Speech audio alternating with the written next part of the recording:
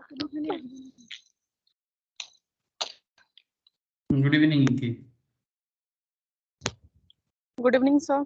Good evening.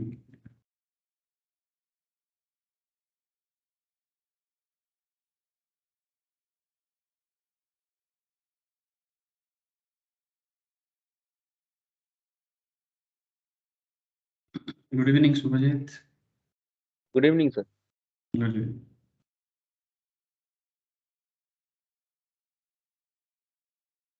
আচ্ছা, দুটো শুভজিৎ হয়ে গেছে, একজন পল একজন মুখার্জি।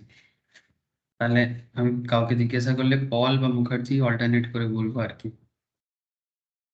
ওকে,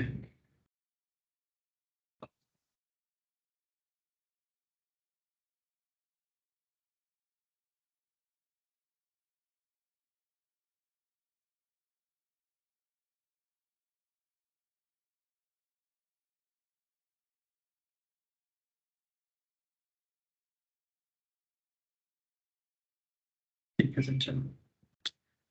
okay sir, again good evening to all of you. हाँ, अच्छा, तो बेसिकली इनकम टैक्स बेसिक्स है। बेसिकली इनकम टैक्स का बेसिक क्लास है। जैसे हम लोग ट्यूसडे और वेडनेसडे में जो करते हैं वो इनकम टैक्स का एडवांस लेवल चल रहा है। Total income calculations, heads of income, ये सब हो रहा है। और यहाँ पर हम लोग बेसिक कर रहे हैं, ठीक है। अब आज बेसिक्स में आपको मैं क्या कराऊंगा सर। लास्ट दिन आई थिंक मैंने आप लोगों को नोट्स लिखाया था और जिसमें मैं सारे के सारे पर्सन्स के बारे में लिखाया था। क्या सही बोला मैं सर ने? अरे, मैंने बेसिक्स में आप लोगों को पर्सन्स के बारे में कंप्लीट नोट्स लिखाया था कि जैसे कि इंडिविजुअल्स इनकम टैक्स में मेनली 7-8 पर्सन्स है, मेनली 7 पर्सन्स, जिसमें इंडिविजुअल क्या है, उनका टैक्स लाइबिलिटी क्या है। अरे, याद है या नहीं आप लोगों को? इतना बता दो मुझे। Yes sir. Okay sir. अच्छा, लास्ट वीक जो बेसिक्स हुआ था उसका डेट बोल सकते हो? मुझे जरा नोट्स चाहिए। क्या डेट था बोलो तो, कोई भी मुझे जरा बताओ ना। लास्ट वीक जो हम लोगों ने पढ़ा था बेसिक का क्लास, उसका डेट क्या था? 26, 27, 28 क्या था?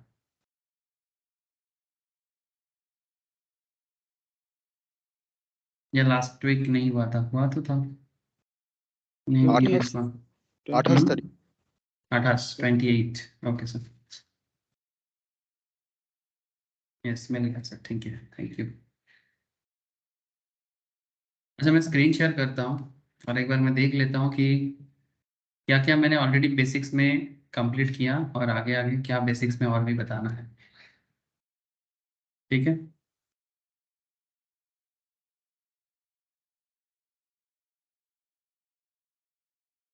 ठीक है। अच्छा, जैसे कि हम सब कोई देख पा रहे हैं स्क्रीन में, ज़रा देखो। हाँ, टैक्सेस इन इंडिया, मैंने आपको बेसिक्स में सबसे पहले तो मैंने ये लिखाया था। अच्छा, जिन लोगों का बेसिक का क्लास पहला 2 क्लास मिस है उनको बस इतना बताऊंगा, एक बार गो थ्रू कर लेना सर। बेसिक का पहला 2 क्लास बहुत वाइटल डिस्कशंस था, एकदम स्टार्टिंग लेवल से इनकम टैक्स को बताया गया है। आई थिंक आप लोग जिनका भी मिस है कर लोगे ना तो अच्छा रहेगा सर, ठीक है। अच्छा रहेगा मतलब ईच एंड एवरी कॉन्सेप्ट में एक डेवलपमेंट हो जाएगा। जैसे इनकम टैक्स क्या था sir, Italian word charge. Italian word charge से इनकम टैक्स को लाया गया है। मतलब चार्ज जो वर्ड है ना, ये इटालियन वर्ड है, इससे इनकम टैक्स जनरेट हुआ है। और फिर हम लोगों ने ये भी पढ़ा था धीरे धीरे कि भाई compulsory exaction of money under any law, compulsorily law में रह के जो टैक्स कलेक्ट करने का कॉन्सेप्ट है उसको टैक्स बोलते हैं। और इनकम टैक्स हर किसी को देना पड़ता है जैसे कि बेसिक लिमिट क्रैक कर जाए। रिसेंटली आप लोगों ने देखा होगा बजट में कुछ चेंजेस आया है ना। जैसे 3 लाख तक बेसिक लिमिट को बढ़ा दिया गया है 115 PAC के तहत।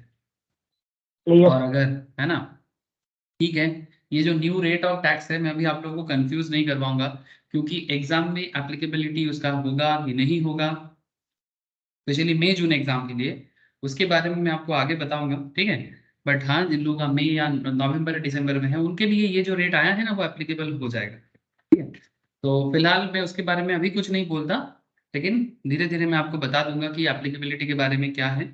और एक बजट रिलेटेड क्लास रखने का मेरा बहुत इच्छा है, टाइम नहीं मिल पा रहा है सर क्योंकि नॉर्मल डेली का क्लास शेड्यूल से मुझे थोड़ा सा समय मिल जाए तो मैं 1 घंटा बजट के लिए क्लास रखना चाहता हूँ, ताकि एवरी ईयर बजट में मैं क्लास रखता हूँ। मैं कोशिश करूंगा कि इस साल भी बजट का क्लास एक रखें। अच्छा ठीक है, फिलहाल आप देख सकते हो कि ये सब बेसिक बातें, इनकम टैक्स क्या है, इनकम टैक्स में कितना तरह का टैक्स है भारत में करेंटली, ठीक है। उसमें इनकम टैक्स 1961 क्या रोल प्ले करता है डायरेक्ट टैक्स में, ठीक है।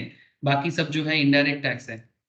अच्छा, क्लास करोगे तो नोट्स ऐसे ही आप लोग कॉपी कर लेना, और बाकी सभी के पास होगा सर। फिर मैंने बताया था कंपोनेंट्स ऑफ इनकम टैक्स, ठीक है, कि इनकम टैक्स कहाँ कहाँ से बनाया जाता है। फिर मैंने आपको कुछ डेफिनेशंस लिखाया। फिर मैंने आपको ये बोला कि इनकम टैक्स को अगर किसी को जानना है तो आप बस ये डेफिनेशंस को जान लो तो इनकम टैक्स जान जाओगे। सर क्या बात कर रहे हैं? हाँ सर, ऐसा ही बात था कि every person are liable to pay tax on their income of the previous year as per their residential status. So मेरा कहने का मतलब इतना है, एवरी पर्सन, अब ना पर्सन मतलब सर इंग्लिश का नॉर्मल पर्सन नहीं, इनकम टैक्स में पर्सन वर्ड ना बड़ा है। इनकम टैक्स एक्ट में पर्सन वर्ड जो है वो बहुत ही बड़ा है। क्यों? क्योंकि पर्सन वर्ड के अंदर सिर्फ एक व्यक्ति नहीं है सर, कोई एक इंडिविजुअल को पर्सन नहीं कहा जाता है इनकम टैक्स में। इनकम टैक्स में पर्सन का मतलब individual, Hindu undivided family, that means joint family business, AOP, BOI, firm, company, artificial juridical person, जिसका मैंने यहाँ पर दिखाया देखो। इंडिविजुअल हो सकते हैं वो, हिंदू अनडिवाइडेड फैमिली है ना, जिसमें Jain Sikh also part of the Hindu undivided family concept as per income tax. Association of person, body of individual, partnership और LLP, company, artificial juridical person मतलब मंदिर, मस्जिद, गिरजा का जो ट्रस्ट होता है, या फिर लोकल अथॉरिटी। लोकल अथॉरिटी में क्या आ सकता है sir? Municipal corporation, panchayat, district board, cantonment board, etcetera, ठीक है। तो ये सभी को इनकम टैक्स अपने स्कैनर में रखता है। तो यहाँ से जो भी इनकम जो कुछ भी करते हैं, जरूरी नहीं कि हर कोई टैक्स प्रोवाइड करे, बट इनकम टैक्स के स्कैनर में सब रहते हैं, और इनकम टैक्स इन्हें पर्सन कहते हैं। और इन पर्सन के बारे में मैंने डिटेल्स नोट्स किया। और क्यों पर्सन जरूरी है? क्योंकि ईच एंड एवरी पर्सन को जानोगे तो इनकम टैक्स का तभी ना कैलकुलेट कर पाओगे। मतलब first you have to understand individual कौन है ना। इंडिविजुअल में भी 3 टाइप्स ऑफ इंडिविजुअल्स होते हैं, बिलो 60, 60 से 80, अबव 80, है ना। फिर उसके हिसाब से एज के हिसाब से टैक्स रेट की अलग है सर, है ना। एज के हिसाब से टैक्स रेट भी अलग है। बिलो 60 का टैक्स रेट अलग, 60 टू 80 का टैक्स रेट अलग, ग्रेटर देन 80 का टैक्स रेट अलग, है ना।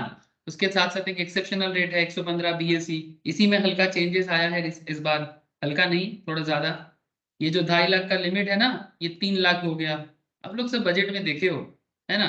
ये 3 लाख हो गया, 3 लाख तक कोई टैक्स नहीं, फिर 3 लाख से 6 लाख, ठीक है, 6 लाख से 9 लाख, इस तरह का रेट कॉन्सेप्ट बनाया गया है सर, ठीक है।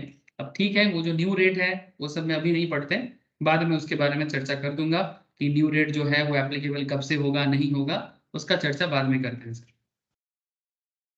अच्छा, फिर मैंने आपको टैक्स लायबिलिटी कैलकुलेट करने के लिए कैलकुलेट टैक्स लायबिलिटी, जिसमें आप लोगों ने सर छोटा छोटा क्वेश्चन सॉल्व किया और टैक्स लायबिलिटी कैलकुलेट करना सीखा, ठीक है। ये बेसिक था, इसीलिए बहुत जरूरी होता है बेसिक्स में। अच्छा, फिर मैंने आप लोगों को लास्ट क्लास में सेक्शन हिंदू अनडिवाइडेड फैमिली के बारे में बताया। उसमें सेक्शन 2 सबसेक्शन 31 के तहत एचयूएफ क्या होता है। हिंदू अनडिवाइडेड फैमिली मेंबर का जो कॉन्सेप्ट है ना, उसमें प्रॉपर्टी का जो कॉन्सेप्ट है कि भाई अगर आप वेस्ट बंगाल और असम में हो तो आपके लिए दाया भागा रूल एप्लीकेबल होते हैं, अगर आप रेस्ट ऑफ इंडिया में हो तो आपके लिए मितक्षरा एप्लीकेबल होते हैं, ठीक है। और फिर एचयूएफ का टैक्स रेट क्या है। फिर मैं आपको बोला कि अगर आप एओपी हो, अगर आप पार्टनरशिप फार्म हो, अगर आप बीओआई हो तो आपका क्या टैक्स रेट है। कंपनी के बारे में इनकम टैक्स क्या कहता है, कंपनी का टैक्स रेट क्या है, ये चर्चा हुआ था सर। चलो सर, ये एकदम पर्सन के बारे में एक बहुत अच्छा चर्चा रहा था, ठीक है। अब बेसिक्स में और भी कुछ इंपॉर्टेंट चीजें लिखना चाहिए, तो वो मैं पहले लिखा देता हूँ एक बार, उसके बाद कुछ क्वेश्चन करना है, ठीक है। Basic questions tax liability calculate का ही, बट बहुत ही इंपॉर्टेंट है एग्जाम के लिए भी, ठीक है। समझ में आ रहा है ना सर? जो चर्चा मैंने लास्ट वीक किया था, मैंने बस उसको एक बार रिपीट करवाया और कुछ नहीं सर। अच्छा, और एक पेज मुझे लेना पड़ेगा।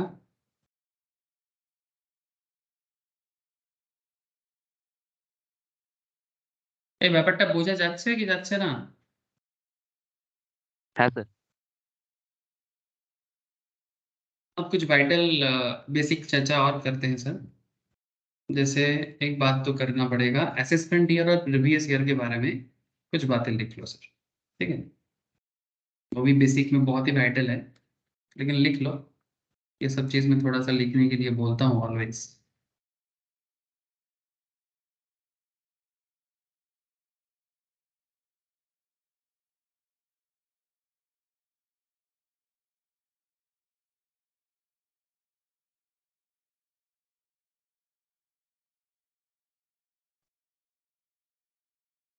देखो,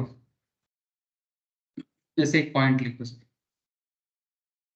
हेडिंग करो असेसमेंट ईयर, ठीक है। हेडिंग करो असेसमेंट ईयर। जहां बेसिक का लास्ट पॉइंट हुआ था वहां से बस कंटिन्यू करो और कुछ नहीं, और हेडिंग करो असेसमेंट ईयर, ठीक है। तो सर सबसे पहले सवाल आता है कि अभी कौन सा असेसमेंट ईयर चल रहा है। सर अभी तो चल रहा है 21-22 प्रीवियस ईयर, 22-23 असेसमेंट ईयर, लेकिन ये खत्म हो जाएगा बहुत जल्दी। जैसे अभी फरवरी चल रहा है, 31 मार्च को खत्म हो जाएगा। लेकिन आप लोग जब जून में एग्जाम में बैठोगे तो उस टाइम पे असेसमेंट ईयर क्या चलेगा, उसी को लिखो।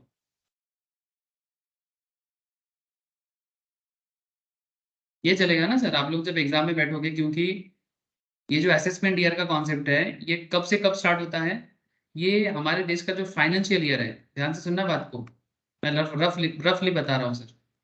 फाइनेंशियल ईयर नॉर्मली 1 अप्रैल, है ना, 1 अप्रैल 2000, मतलब अब एनी ईयर, ठीक है, 1 अप्रैल से स्टार्ट होता है और वो खत्म होता है 31 मार्च को। ये सर नो सर, ठीक है। फाइनेंशियल ईयर का और एक नाम भी होता है फिस्कल। क्या होता है, कोई मुझे पूछा था रिसेंटली सर फिस्कल का मतलब क्या है। फिस्कल का मतलब भी फाइनेंशियल होता है, ठीक है। इकोनॉमिक ईयर भी बोल सकते हो। तो फिस्कल का मतलब फाइनेंशियल का मतलब सेम है, ठीक है। ये कभी कभी कुछ लैकिंग वर्ड आ जाता है तो थोड़ा कंफ्यूज हो जाता है लोग कि ये फिस्कल कहाँ से आ गया, ये फाइनेंशियल का क्या अलग क्या मतलब हो सकता है। कोई अलग उतना मतलब नहीं है, फिस्कल का मतलब वो फाइनेंशियल, ठीक है। तो फाइनेंशियल ईयर 1 अप्रैल स्टार्ट होता है, 31 मार्च तक जाता है। उसी के बेसिस में फाइनेंशियल ईयर या फिजिकल ईयर के कॉन्सेप्ट में ही ये असेसमेंट ईयर और प्रीवियस ईयर बनाया गया। अब आपको ये असेसमेंट ईयर और प्रीवियस ईयर के बारे में मैं क्यों बता रहा हूँ, क्योंकि ये तो इनकम टैक्स का हार्ट है सर। मतलब इनकम टैक्स का जो पूरा कैलकुलेशन टेक्निक है, ये तो असेसमेंट ईयर और प्रीवियस ईयर में ही टिका हुआ है ना। तो जैसे कि आप लोग जब एग्जाम में बैठोगे मई या जून के एग्जाम में, तो आप असेसमेंट ईयर 23-24 उस टाइम पे मिलेगा आपको, और आपका प्रीवियस ईयर रहने वाला है पीवाई भी बोलते हैं शॉर्ट में। जैसे असेसमेंट ईयर को शॉर्ट में एवाई बोलते हैं, प्रीवियस ईयर को ऐसे बोलते हैं। कौन सा प्रीवियस ईयर चलने वाला है सर, 22-23, ठीक है। जो करेंटली चल रहा है ये प्रीवियस ईयर बन जाएगा।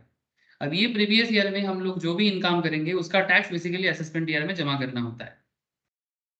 ओके, ध्यान से सुनना। अब आपको मैं इसको थोड़ा सा डेफिनेशन वाइज लिखा रहा हूँ। तो previous year is the year, ठीक है। लॉ किस तरह से इसको डिफाइन करता है, हल्का लिख लो सर, ठीक है। प्रीवियस ईयर के बारे में लॉ क्या कहता है, हल्का सा लिख लो। Previous year is the year in which income accrue. Accrue मतलब ड्यू, ठीक है। मतलब जिस साल भले ही आपको इनकम रिसीव हो या ना हो, अगर ड्यू हो जाता है ना आपके नाम पे, मतलब आपके नाम पे, मतलब तेरा नाम लिख दिया, समझ रहे, मतलब मानो आपको सैलरी मिलने वाला है बट आपको सैलरी मिला नहीं है, हाथ पे नहीं आया, बट आपके नाम पे ड्यू हो चुका है। आपके नाम पे कंपनी ने इनकम को इशू कर चुका है, बट मे बी आपने रिसीव नहीं किया, कोई दिक्कत नहीं सर। लेकिन मतलब सिंपल बात है, तेरा नाम लिख दिया, मतलब आपके नाम पे वो इनकम लिख दिया गया। अब वो इनकम तो आपको होके ही रहेगा। बात समझ रहे हैं कि नहीं समझ रहे हैं? ऐसे ये एक्रू वाला कॉन्सेप्ट हम लोग कहाँ मेनली पढ़ते हैं बोले तो अकाउंटेंसी में, है ना। तो अकाउंटेंसी में एक्रूड वर्ड बहुत यूज करते हैं हम लोग। एक्रू का मतलब होता है ड्यू करना। तो previous year is the year in which income accrue. Okay, previous year मैं शॉर्ट में लिख रहा हूं, P Y start as on first day of April, first day on April, ठीक है, and ends on, कब खत्म होता है रे? 31st, हाँ बोलो, 31st मार्च, ठीक है। लेकिन इसमें एक ट्विस्ट है, इसमें एक छोटा सा ट्विस्ट है। क्या twist? In case of new business, in case of new business, बात को समझना sir. In case of new business, previous year start from the date of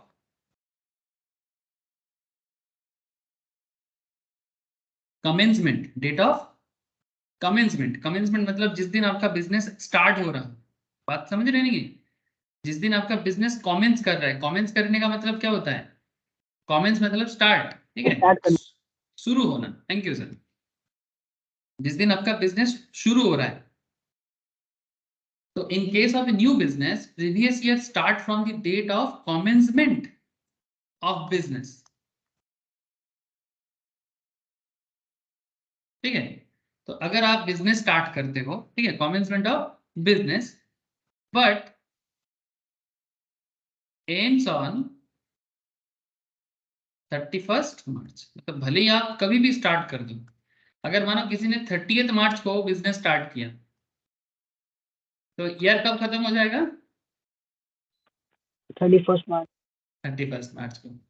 अगर कोई 30 मार्च को भी बिजनेस स्टार्ट करता है, तो 31 मार्च को उसका बिजनेस खत्म हो जाएगा, मतलब ईयर खत्म हो जाएगा, ठीक है।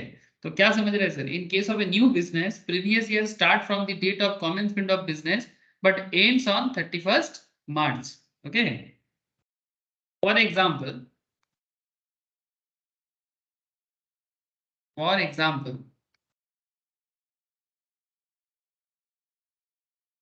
if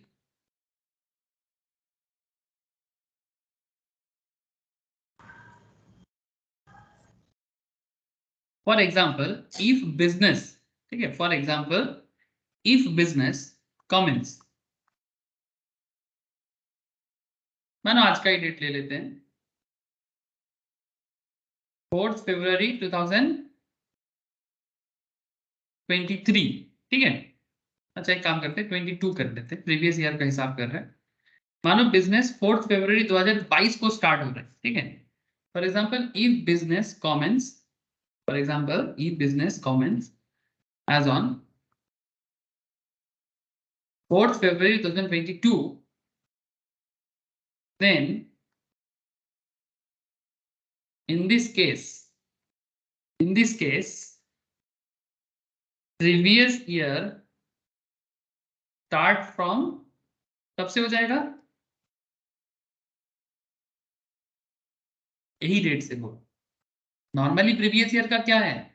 1 अप्रैल को स्टार्ट होता है ना? मतलब जैसे ये बिजनेस एक बार कंटिन्यू हो जाएगा, तो उसका प्रीवियस ईयर का स्टार्टिंग डेट 1 अप्रैल ही होने वाला है। लेकिन अगर वो बिजनेस न्यूली स्टार्ट हो रहा है, तो जिस दिन स्टार्ट होता है उसका वो फर्स्ट डे माना जाता है।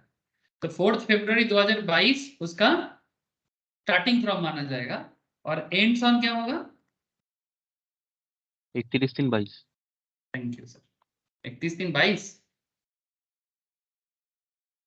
हाँ यस, ऐसा थैंक यू सर, यही कंफ्यूजन होता है सबका, ठीक है। Ends on 31st March 2022।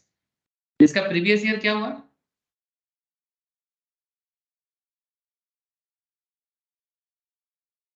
Previous year क्या हो जाएगा? 21/22। 21/22, थैंक यू। 22-23 नहीं सर, ये स्टार्ट हुआ था, मतलब एक्चुअली ये इसका मेन जो डेट है वो कब से चल रहा है? वो 1 अप्रैल से चल रहा है, मतलब ट्रेन निकल चुका था, ट्रेन तो निकल चुका था, प्रीवियस ईयर का ट्रेन निकल चुका था। मैं 4th February को ट्रेन में चढ़ा, बात समझे कि नहीं? मतलब ट्रेन हावड़ा से चालू हुआ, दिल्ली जा रहा है, बट हम ट्रेन में चढ़े कानपुर में जाके, समझे कि नहीं? हावड़ा से ट्रेन चालू हो चुका है, दिल्ली जा रहा है, ठीक है। अब हावड़ा से दिल्ली जाते जाते कानपुर बीच में आता है या लखनऊ आता है, ठीक है। तो ट्रेन कानपुर पहुंचा तो मैं ट्रेन में चढ़ा, या कैंटोनमेंट आगरा कैंटोनमेंट पहुंचा तो मैं ट्रेन में चढ़ा। अब आगरा कैंटोनमेंट से दिल्ली पहुंचना है, वही बात चल रहा है सर, ठीक है। तो 4 फरवरी 2022 से 31 मार्च 2022 तक बिजनेस कंटिन्यू, और उसका प्रीवियस ईयर का मेन पार्ट जो है वो 21-22 ही माना जाएगा, ठीक है। तो ये बात का स्पेशल ध्यान रखना। नॉर्मली प्रीवियस ईयर कब, जब भी क्या होता है, प्रीवियस ईयर अगर पुराना बिजनेस हो, अब ये बिजनेस एक बार चालू हो चुका है, अब ये पुराना हो जाएगा। अब नेक्स्ट ईयर से जब आप इसका प्रीवियस ईयर काउंट करेंगे, कब से करेंगे sir? From next year onwards कब से होगा? फ्रैक्चर वाइज 1/4/22 से लेके 31 मार्च 23 तक चलने वाला है, ठीक है। तब ऑटोमेटिक एडजस्ट हो जाएगा। लेकिन पहली बार जब आप बिजनेस स्टार्ट करेंगे, पहली बार जब आप बिजनेस स्टार्ट करेंगे, तब आपका प्रीवियस ईयर का डेट जो है वो जिस दिन स्टार्ट करेंगे वो डेट से काउंट किया जाएगा, ठीक है।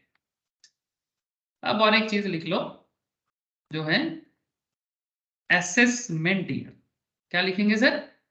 असेसमेंट ईयर, ठीक है। अब असेसमेंट ईयर क्या होता है सर? असेसमेंट ईयर के बारे में सेक्शन याद रख लो सर, सेक्शन बी 2 सबसेक्शन 9 इसके बारे में बात करता है, ठीक है।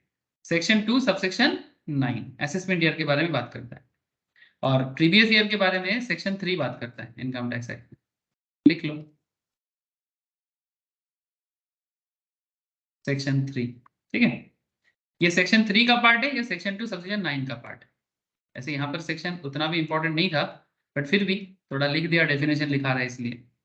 असेसमेंट ईयर क्या हो जाएगा? असेसमेंट ईयर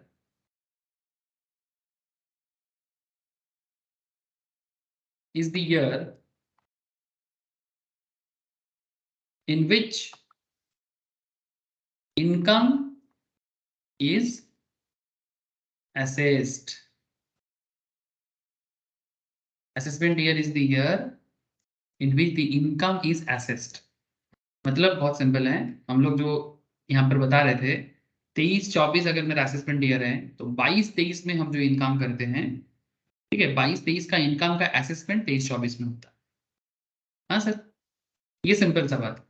तो assessment year is the year in which income assessed, ठीक है। Section 2 subsection 9। अच्छा, इसका भी सिंपल बात है। Assessment year start as on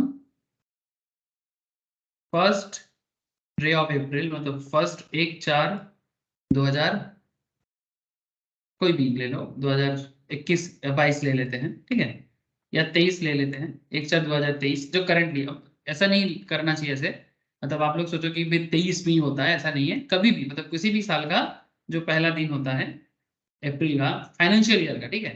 तो 1/4/2000 अगर 23 है, तो यहाँ से अगर स्टार्ट करते हैं तो एंड्स होगा 31 मार्च 24 के जाके, ठीक है, 31 मार्च 24 में जाके। तो सिंपल असेसमेंट ईयर का ऐसा कोई बात नहीं है, मतलब जैसे प्रीवियस ईयर का क्या है, न्यू बिजनेस के केस में चेंज हो जाते हैं, असेसमेंट ईयर में ये नहीं होता, ठीक है, याद रखें सर। अब एक बात और यहाँ पर लिख लो, जोड़ लो थोड़ा इसके साथ, income of the previous year. ये सब बहुत बेसिक बातें हैं, लेकिन यही बेसिक बात ना कई बार मैं देखता हूँ स्टूडेंट के दिमाग में घुस तो जाता है फिर भूल जाता है, ठीक है। Income of the previous year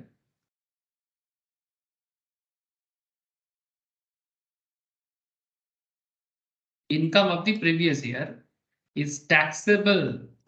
simple बात है, income of the previous year is taxable, ठीक है, in the assessment year, is taxable in the assessment year,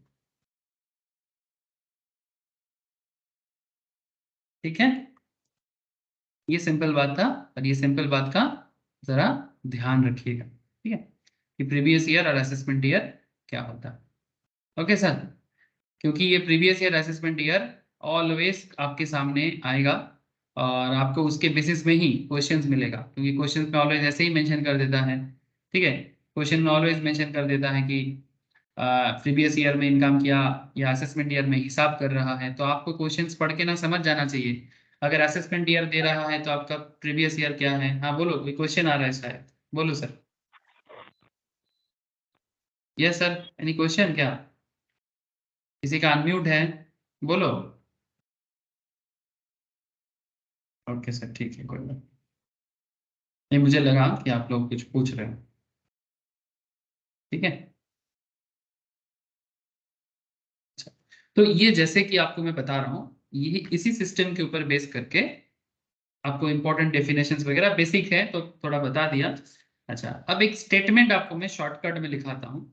मतलब शॉर्टकट स्टेटमेंट से ना आपको इतना आइडिया आ जाएगा कि आपको अल्टीमेटली इनकम टैक्स में करना क्या होता है। ऐसे ये चीज मैं टोटल इनकम में भी एक बार पूरा डिटेल्स में बताया, बट अगर आप शॉर्टकट वे में इनकम टैक्स को समझना चाहते हो, ठीक है, तो उसको ऐसे लिख सकते हो।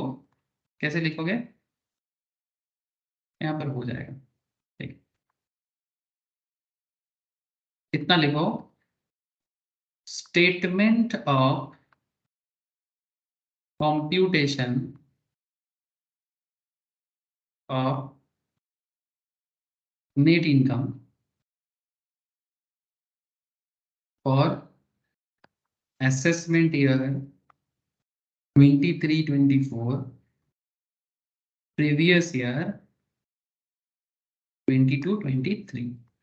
ठीक है, आप लोगों को मैं एक शॉर्टकट एक स्टेटमेंट बना के दिखा रहा हूँ। ठीक है, इनकम टैक्स कैलकुलेट करने के लिए अल्टीमेटली आपको किस तरह का हिसाब करना पड़ता है। ऐसे ये कॉन्सेप्ट आपको मैं आजकल मंगलवार या बुधवार का जो क्लास चल रहा है, सुबह वाला जो क्लास होता है, उसमें मैं टोटल इनकम पे ऑलरेडी आप लोगों के साथ सॉल्यूशंस कर रहा हूँ सर। ठीक है, ऑलरेडी मैं आप लोगों के साथ सॉल्यूशंस कर रहा हूँ, लेकिन फिर भी क्योंकि ये बेसिक्स है तो मैं भेदभाव तो नहीं कर सकता ना, मैं डिवाइड नहीं कर सकता कि चलो वहां पर कर दिया तो यहाँ पर, वहां तो कंप्लीटली चल रहा है, ये बेसिक्स है, उसके साथ इसको लिंक कभी नहीं करना चाहिए। तो आप बस इतना करो,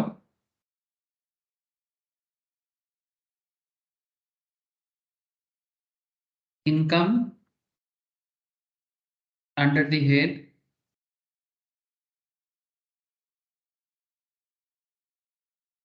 सैलरी। ठीक है, मैं हेड लिख रहा हूँ, आप जो भी इनकम करोगे उसके हेड के हिसाब से आपका आता है income under the head salary. आप सैलरी हेड से कमाओगे तो उसका हिसाब किताब करके आपका इनकम आ जाएगा। नॉर्मली अगर मैं सेक्शन वाइज बात करूं तो ये फॉर्मेट नहीं है सर कोई, जस्ट अंडरस्टैंडिंग पर्पस कि इनकम टैक्स में अल्टीमेटली हमें क्या क्या करना पड़ेगा। सेक्शन रफली बता रहा हूँ सर, 15 to 17, ठीक है, रफली बता रहा हूँ। अच्छा, फिर आता है आपका income under the head house property.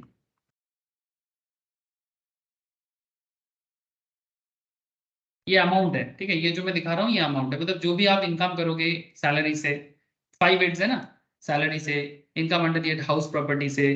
ठीक है, फिर आपका और भी क्या हेड हो सकता है, 5 हेड है। इनकम अंडर द हेड आपका आ जाएगा पीजीबीपी। पीजीबीपी मतलब आप ऐसे फुल फॉर्म भी लिख सकते हो, profits and gain from business and professions, business और प्रोफेशंस, शॉर्ट में बोलो पीजीबीपी। ठीक है, इसका भी जो अकाउंट होगा मैं यहाँ पर दे दिया। अच्छा, हाउस प्रॉपर्टी का प्रोबेबल सेक्शंस क्या है, ओवरऑल बता रहा हूँ सर, 22 से लेके 27 का एरिया है। ठीक है, 22 से लेके 27।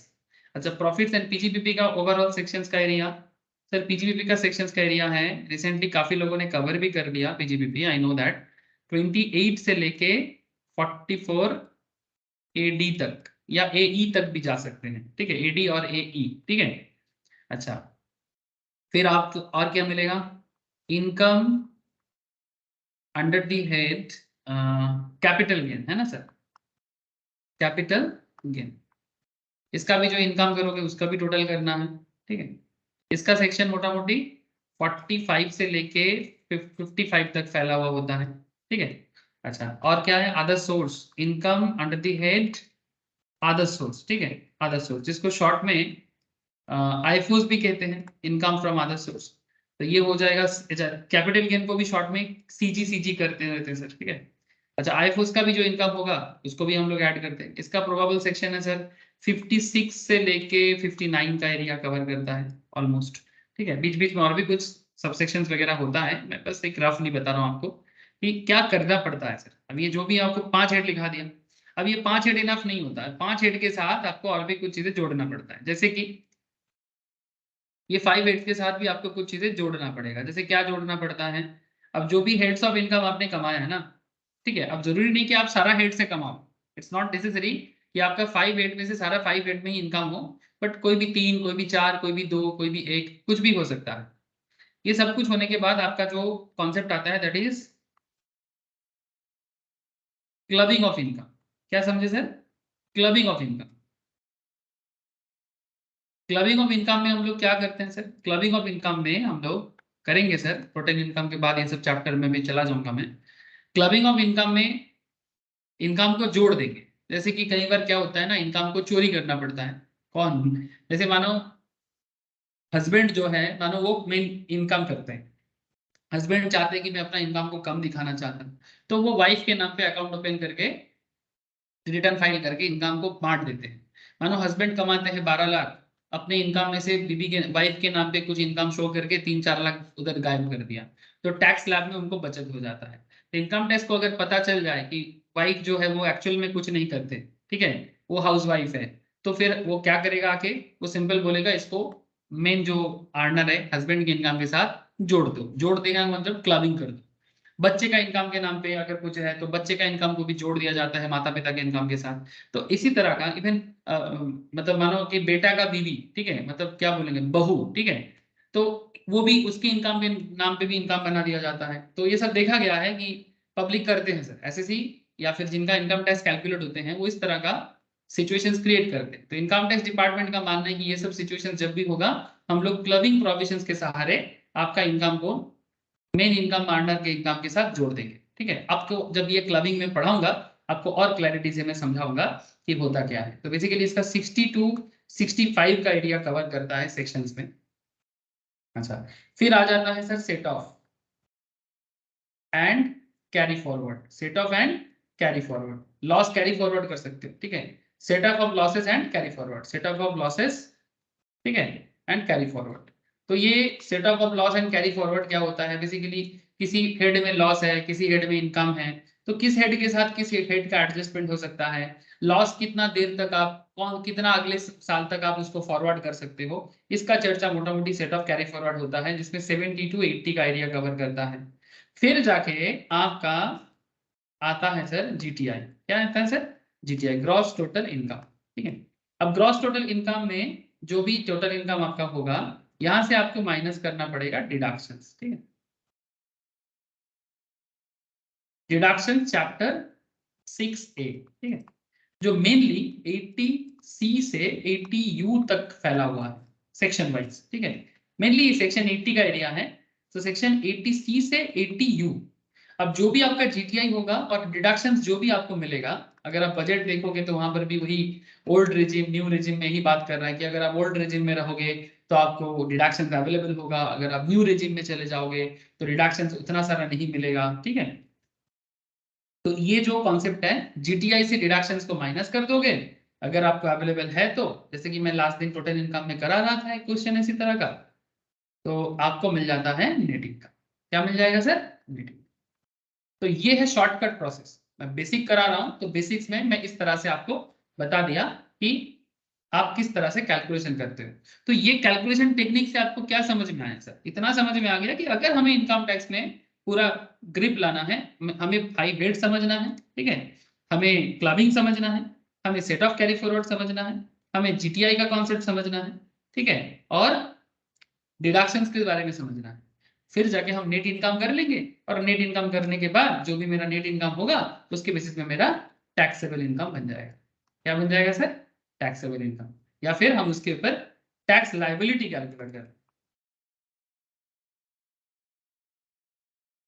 और जो मैं आपको ऑलरेडी बेसिक के अंदर भी मैंने कुछ क्वेश्चंस ऑलरेडी करा दिया, अभी भी कुछ क्वेश्चन करेंगे, ठीक है। जैसे अभी मैं कुछ क्वेश्चंस करने के बारे में ही सोच रहा था कि कुछ टैक्स लायबिलिटी कैलकुलेट करने वाला क्वेश्चन देखा जाए, तो चलो सर एक इजी क्वेश्चंस करते हैं, फिर उसके साथ साथ धीरे धीरे कुछ टफ क्वेश्चंस भी करेंगे, ठीक है? बात समझ में आ रहा है सर? बोलो सर, ये सब तो जानते हैं, है ना? किसी किसी के मन में चल रहा है सर ये सब तो पता है। अरे सर ठीक है, पता तो सब होता ही है, फिर भी पता नहीं होता। ओके, अब कहाँ चले सर? अब एक क्वेश्चन करें, कहीं जाने का जरूरत नहीं है, कुछ क्वेश्चन करें, फिर और भी बातें करेंगे सर मेरे साथ साथ। चलो एक क्वेश्चन करो,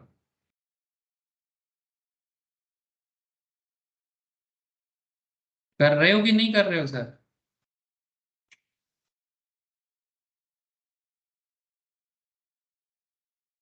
मिस्टर एक्स, ठीक है सर? आप लोग कनेक्टेड हो? सुनाई दे रहा है आप लोगों को मेरा बात? Yes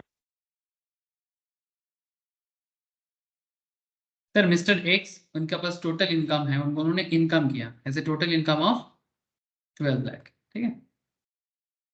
for previous year 22-23, comprising, yes बोलो, किसी का म्यूट हुआ, अनम्यूट हुआ? बोलो बोलो, आवाज कहाँ से आ रहा है? Okay, comprising of income from house property, उन्होंने हाउस प्रॉपर्टी से कमाया, एंड इंटरेस्ट ऑन एफडी से कमाया, फिक्स डिपॉजिट से, ठीक है, बैंक वगैरह से। Just ask you, compute is tax liability, बस इतना पूछा है। टैक्स लायबिलिटी कैलकुलेट करो, लेकिन आपको थोड़ा सा कंफ्यूज करने के लिए, कंफ्यूज नहीं मेहनत कराने के लिए एज बता दिया। Age is 45, age is 63 and age is 82 years, ठीक है? 45, 63 एंड 82 ईयर्स। बोलो सर, बात समझ में आया? अच्छा, ये भी आपको यहां पर लिख देता हूं sir. Assume that mister x has not opted section 115 BAC, जो मैं ऑलरेडी आप लोगों को इसका रेट ऑफ चार्ट दिखाया, ठीक है? इसमें रिसेंट चेंजेस भी आया है, बट वो रिसेंट चेंजेस अपडेट एग्जाम में, एग्जाम के लिए कब से होगा, क्या होगा, नहीं होगा, वो मैं आपको आगे बताऊंगा। लेकिन अब इतना समझे कि ये 115 BAC आपके लिए नहीं है, तो आप करेंटली जो रेगुलर रेट है उसी रेट से कैलकुलेट करेंगे, ठीक है? करंट बजट में क्या हुआ वो अभी आप लोगों को चिंता करने का जरूरत नहीं है।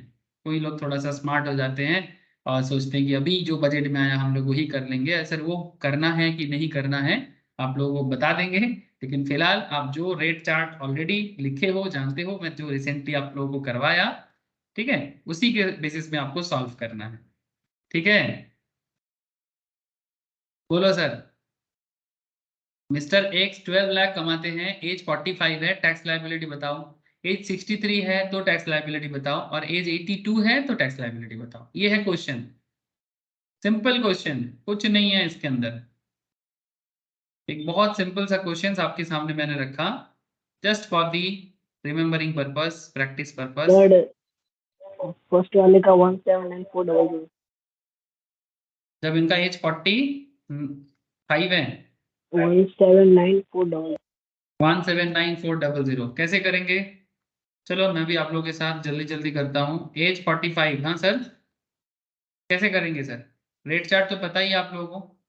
जब एज 45 है तो मतलब बिलो 60 के अंदर आता है, तो बस इतना हेडिंग कर दो, computation of tax liability, computation of tax liability, ठीक है?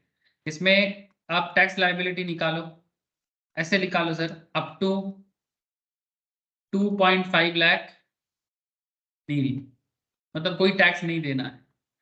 फिर greater than 2.5 lakh to 5 lakh at the rate of कितना रेट, 5%। तो मेरा अमाउंट होता है 12,500। करके देखो, 2.5 लाख से 5 लाख का गैप कितना होता है, 2.5 से अगर 5 लाख का गैप कितना होता है, बस ये गैप जो है उस गैप 12 के लाख। ऊपर। ठीक है, बहुत लोग ये गलत समझ नहीं पाते कि सर ये 2.5 से 5 लाख तक आप 5% में 12,500 कैसे लगा दिए। कुछ नहीं किया सर, मैंने बस ये जो 2.5 5 लाख से 5 माइनस 2.5 कर दिए, जो भी मिला उसके ऊपर 5% लगा दिए रेट जो है।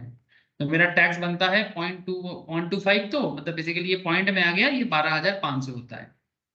ठीक है, अच्छा ये हो गया। फिर सेकंड में 5 लाख से कहां तक जाना है, 10 lakh. 10 lakh at the rate 20%। 20%, 1 lakh. तो 5 लाख से 10 लाख का डिफरेंस है 1 लाख का, है ना सर, 5 से 10 का डिफरेंस है 1 लाख का। इसका डिफरेंस जो है 5 लाख से 10 लाख का डिफरेंस है, सॉरी 5 लाख से 10 लाख का डिफरेंस है 5 लाख का।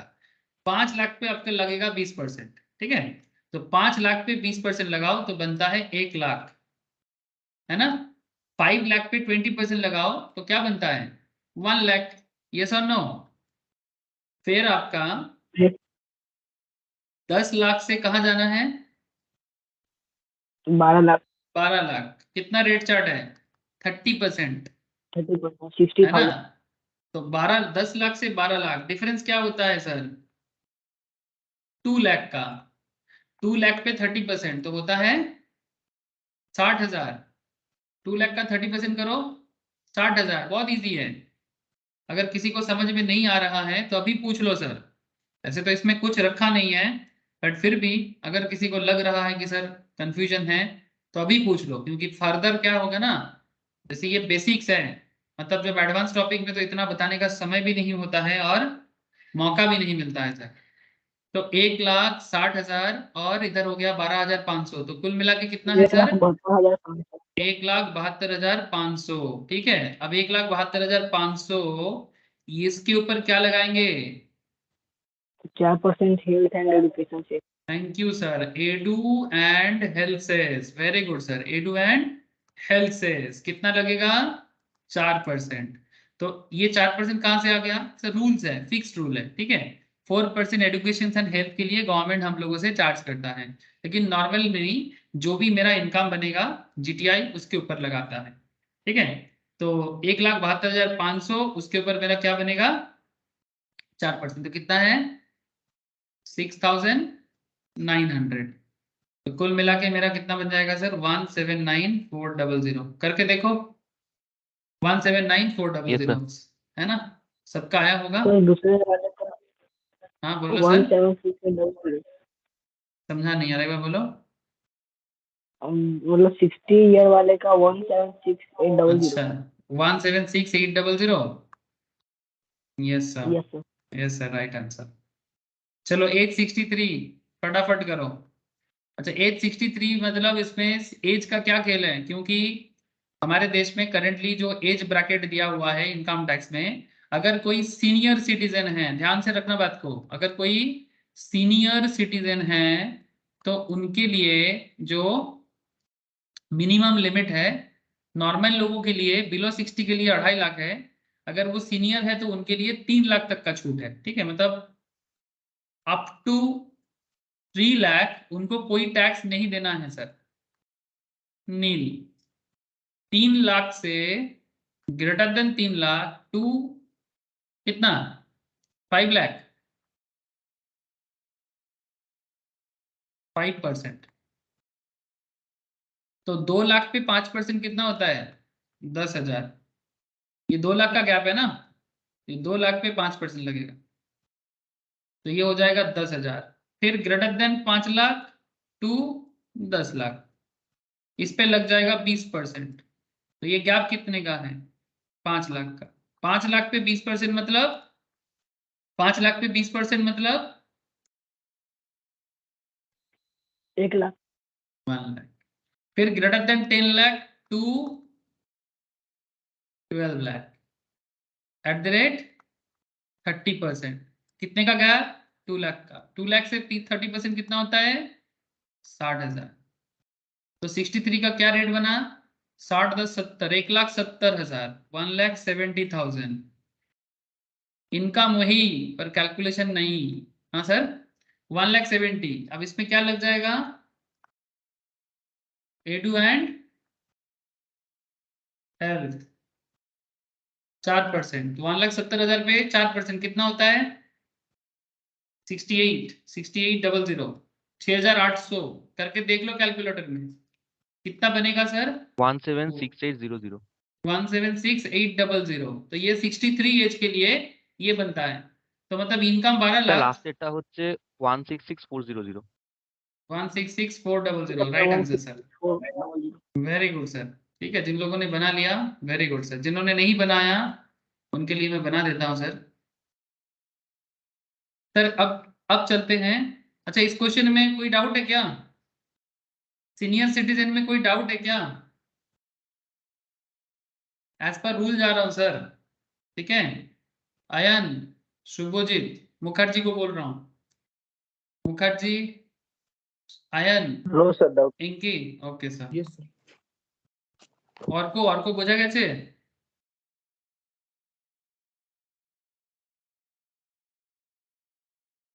हाँ सर। एज 82। अब इनका टैक्स स्लैब क्या है? अप टू, मतलब मिनिमम लिमिट कितना छूट है इनके लिए? अच्छा, इनको क्या कहते हैं एज पर इनकम टैक्स?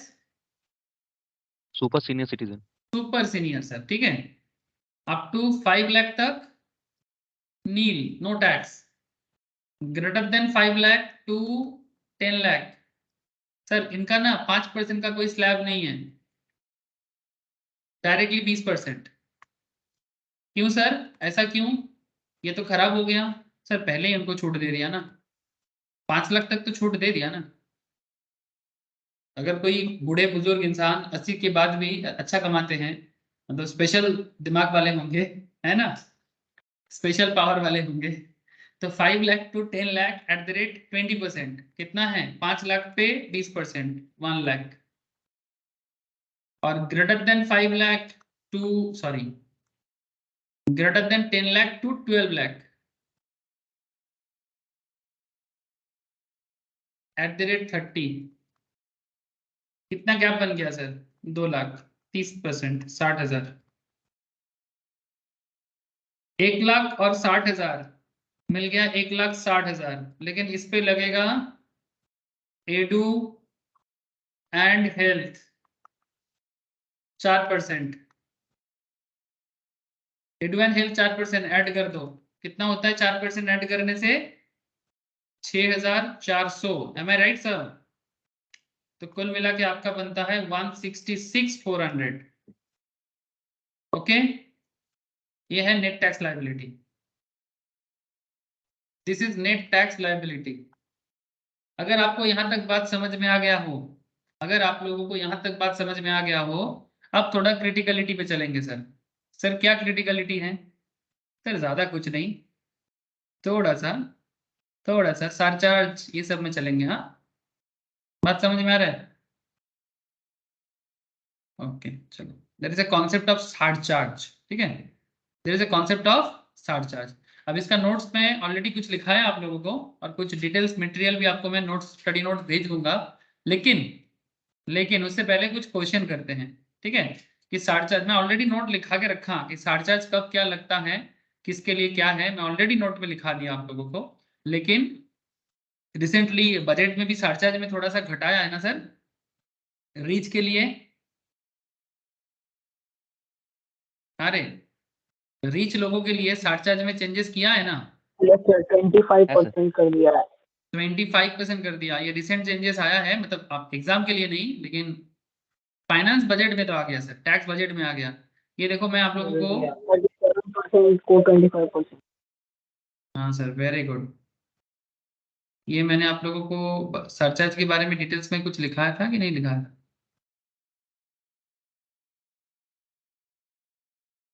अच्छा मैं पढ़ा दिया था, लिखाया था नहीं ना, नहीं लिखाया था, ठीक है चलो कोई बात नहीं, मैं आपको पढ़ा देता हूँ, कोई बात नहीं सर।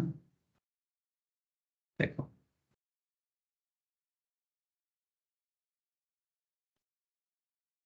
सरचार्ज का जो रूल्स हैं वो एक बार मैं आपको रीड करके सुनाता हूँ। रेट तो आपको पता चल गया, अब सरचार्ज क्या है। ऐसा ना मैंने लिखाया, कहाँ लिखाया बोलो तो, बेसिक्स में नहीं, टोटल इनकम में लिखाया है ना सर, टोटल इनकम में लिखा है ना सरचार्ज का notes for calculating total income, I think लिखा है। अच्छा कोई बात नहीं, लिखे कि ना लिखे फर्क नहीं पड़ता, फिलहाल आप देख लो, मैं बाद में ये नोट्स आप लोगों को शेयर करूंगा। अच्छा ये सरचार्ज का जो कॉन्सेप्ट है, सबसे पहले आपको ये समझना चाहिए सर सरचार्ज किस पे लगाया जाता है। ठीक है, सरचार्ज का मतलब क्या है। सर सरचार्ज का मतलब होता है extra tax. Okay, extra tax किससे लिया जाता है, जो रिच है उनसे। अब रिच कौन है सर, हमारे देश में रिच उनको माना जाता है, तभी तो एक्स्ट्रा टैक्स। ठीक है, रिच उनको माना जाता है जिनका एनुअल इनकम 50 लाख क्रॉस कर जाता है, जिनका एनुअल इनकम 50 लाख क्रॉस कर जाता है, हम उन्हें रिच कैटेगरी में डाल देते हैं, मतलब हम नहीं, गवर्नमेंट। ठीक है, और रिच कैटेगरी में डालने के कारण क्या होता है, उनपे एक्स्ट्रा सरचार्ज लिया जाता है। अब उसका कैलकुलेशन कैसे होता है वो मैं आपको भी दिखाने वाला हूँ। ठीक है, तो पहले आप इतना देख लो किस पे सरचार्ज लगता है। ये जो सरचार्ज का रेट है ये किस किस पे लागू होता है, इंडिविजुअल पे लागू होगा, एचयूएफ पे लागू होगा, एसोसिएशन ऑफ पर्संस पे लागू होगा। Now don't ask me sir, क्योंकि मैंने ये एचयूएफ एओपी ये सब बता दिया। अच्छा, other than AOP consisting of only companies as members, अगर किसी एओपी में सिर्फ और सिर्फ कंपनी है तो उनके लिए लागू नहीं होता। सर ये क्या बात कर दिया, देखो सुनो बात को ध्यान से, ये other than AOP consisting of only companies as member, इस बात का क्या मतलब है, हर मतलब समझना चाहिए, कंसल्टेंट बनना है कि नहीं। अब एओपी का मतलब क्या, कुछ पर्सन्स मिला के जब कोई एसोसिएशन फॉर्म होता है, और वो एसोसिएशन जो इनकम करते हैं हम उसे एसोसिएशन ऑफ पर्सन कहते हैं। एसोसिएशन ऑफ पर्सन रजिस्टर्ड हो ऐसा जरूरी नहीं, जैसे कि पार्टनरशिप बिजनेस क्या होता है, वो रजिस्टर्ड होता है ना, थ्रू रजिस्टर्ड पार्टनरशिप डीड। लेकिन एसोसिएशन ऑफ पर्संस के केस में रजिस्टर्ड डीड हो नॉट मैंडेटरी। ठीक है, लेकिन अब एक एसोसिएशन ऑफ पर्संस में कौन कौन हो सकता है, एक एसोसिएशन ऑफ पर्संस के लिस्ट में मानो कि हम लोग एक एसोसिएशन ऑफ पर्सन बनाना चाहते हैं। अब आपके मन में चल रहा है सर एसोसिएशन ऑफ पर्सन बनाएंगे, हाँ सर, अब इनकम टैक्स हमारे ऊपर नजरदारी करेगा। अभी एसोसिएशन ऑफ पर्सन में कौन कौन मेंबर बनेंगे, जैसे मानो एक इंडिविजुअल, जैसे मानो ऐसे कि मी, ठीक है, आप में से भी कोई भी, ठीक है, जैसे मानो विश्वजीत, अंश, शुभजीत, ठीक है, आप लोग भी जुड़ गए, लेकिन हम लोग कौन है सर, हम लोग इंडिविजुअल है। लेकिन मानो कि हम लोग चाहते हैं कि इस पर्टिकुलर जो एसोसिएशन है इसमें कुछ कंपनी को भी लेना चाहते हैं, तो मानो टाटा कंपनी आ गया, रिलायंस आ गया, सर हमारे साथ रिलायंस टाटा, अरे क्यों नहीं आ सकता, टाटा रिलायंस। अच्छा कुछ पार्टनरशिप बिजनेस भी आना चाहता है, ऐसे कुछ चार्टर्ड फार्म को ले लेते हैं, ठीक है, सीए फार्म वाले आ जाएंगे। सीए फार्म क्यों आएगा, अरे जरूरत हो सकता है किसी ना किसी, सीए फार्म या कॉस्ट फार्म या सीएस फार्म कोई भी आ सकता है, सीएस सीएस सीएमए फार्म कोई भी फार्म बना के पार्टनरशिप फार्म है वो हमारे साथ जुड़ गया। तो देखो सर यहाँ पर इंडिविजुअल है, टाटा रिलायंस है, ठीक है, अच्छा कोई जॉइंट फैमिली बिजनेस है वो भी जोड़ना चाहता है, अब ये सब मिला के एक एओपी बन सकता है। लेकिन यहाँ पर क्या कहता है, अच्छा अगर वो पर्टिकुलर एओपी जिसमें इंडिविजुअल्स लागू हैं, साथ में कंपनी भी है, एचयूएफ भी है, पार्टनरशिप भी है, उनके लिए ये जो सरचार्ज का रेट है ये एप्लीकेबल होता है, ये सब सरचार्ज का रेट उनके लिए एप्लीकेबल होते हैं। लेकिन किसके लिए एप्लीकेबल नहीं होता, सर जैसे कंपनी तो एक पर्सन है ना, कंपनी इज ए पर्सन। अब एक कंपनी का एसोसिएशन नहीं बना सकता, जैसे मानो कंपनी का एसोसिएशन टाटा, रिलायंस, बिरला, आईटीसी, जिसका भी नाम ले लो, ये लोग कंपनी है, कॉर्पोरेट स्ट्रक्चर है, सब बॉडी कॉर्पोरेट है, ये लोग एक साथ मिलके एक एसोसिएशन बना दिया। तो ये कंपनी, इनका एसोसिएशन, अब ये जो एसोसिएशन बना है ना सर, ये इस कैटेगरी में नहीं आता।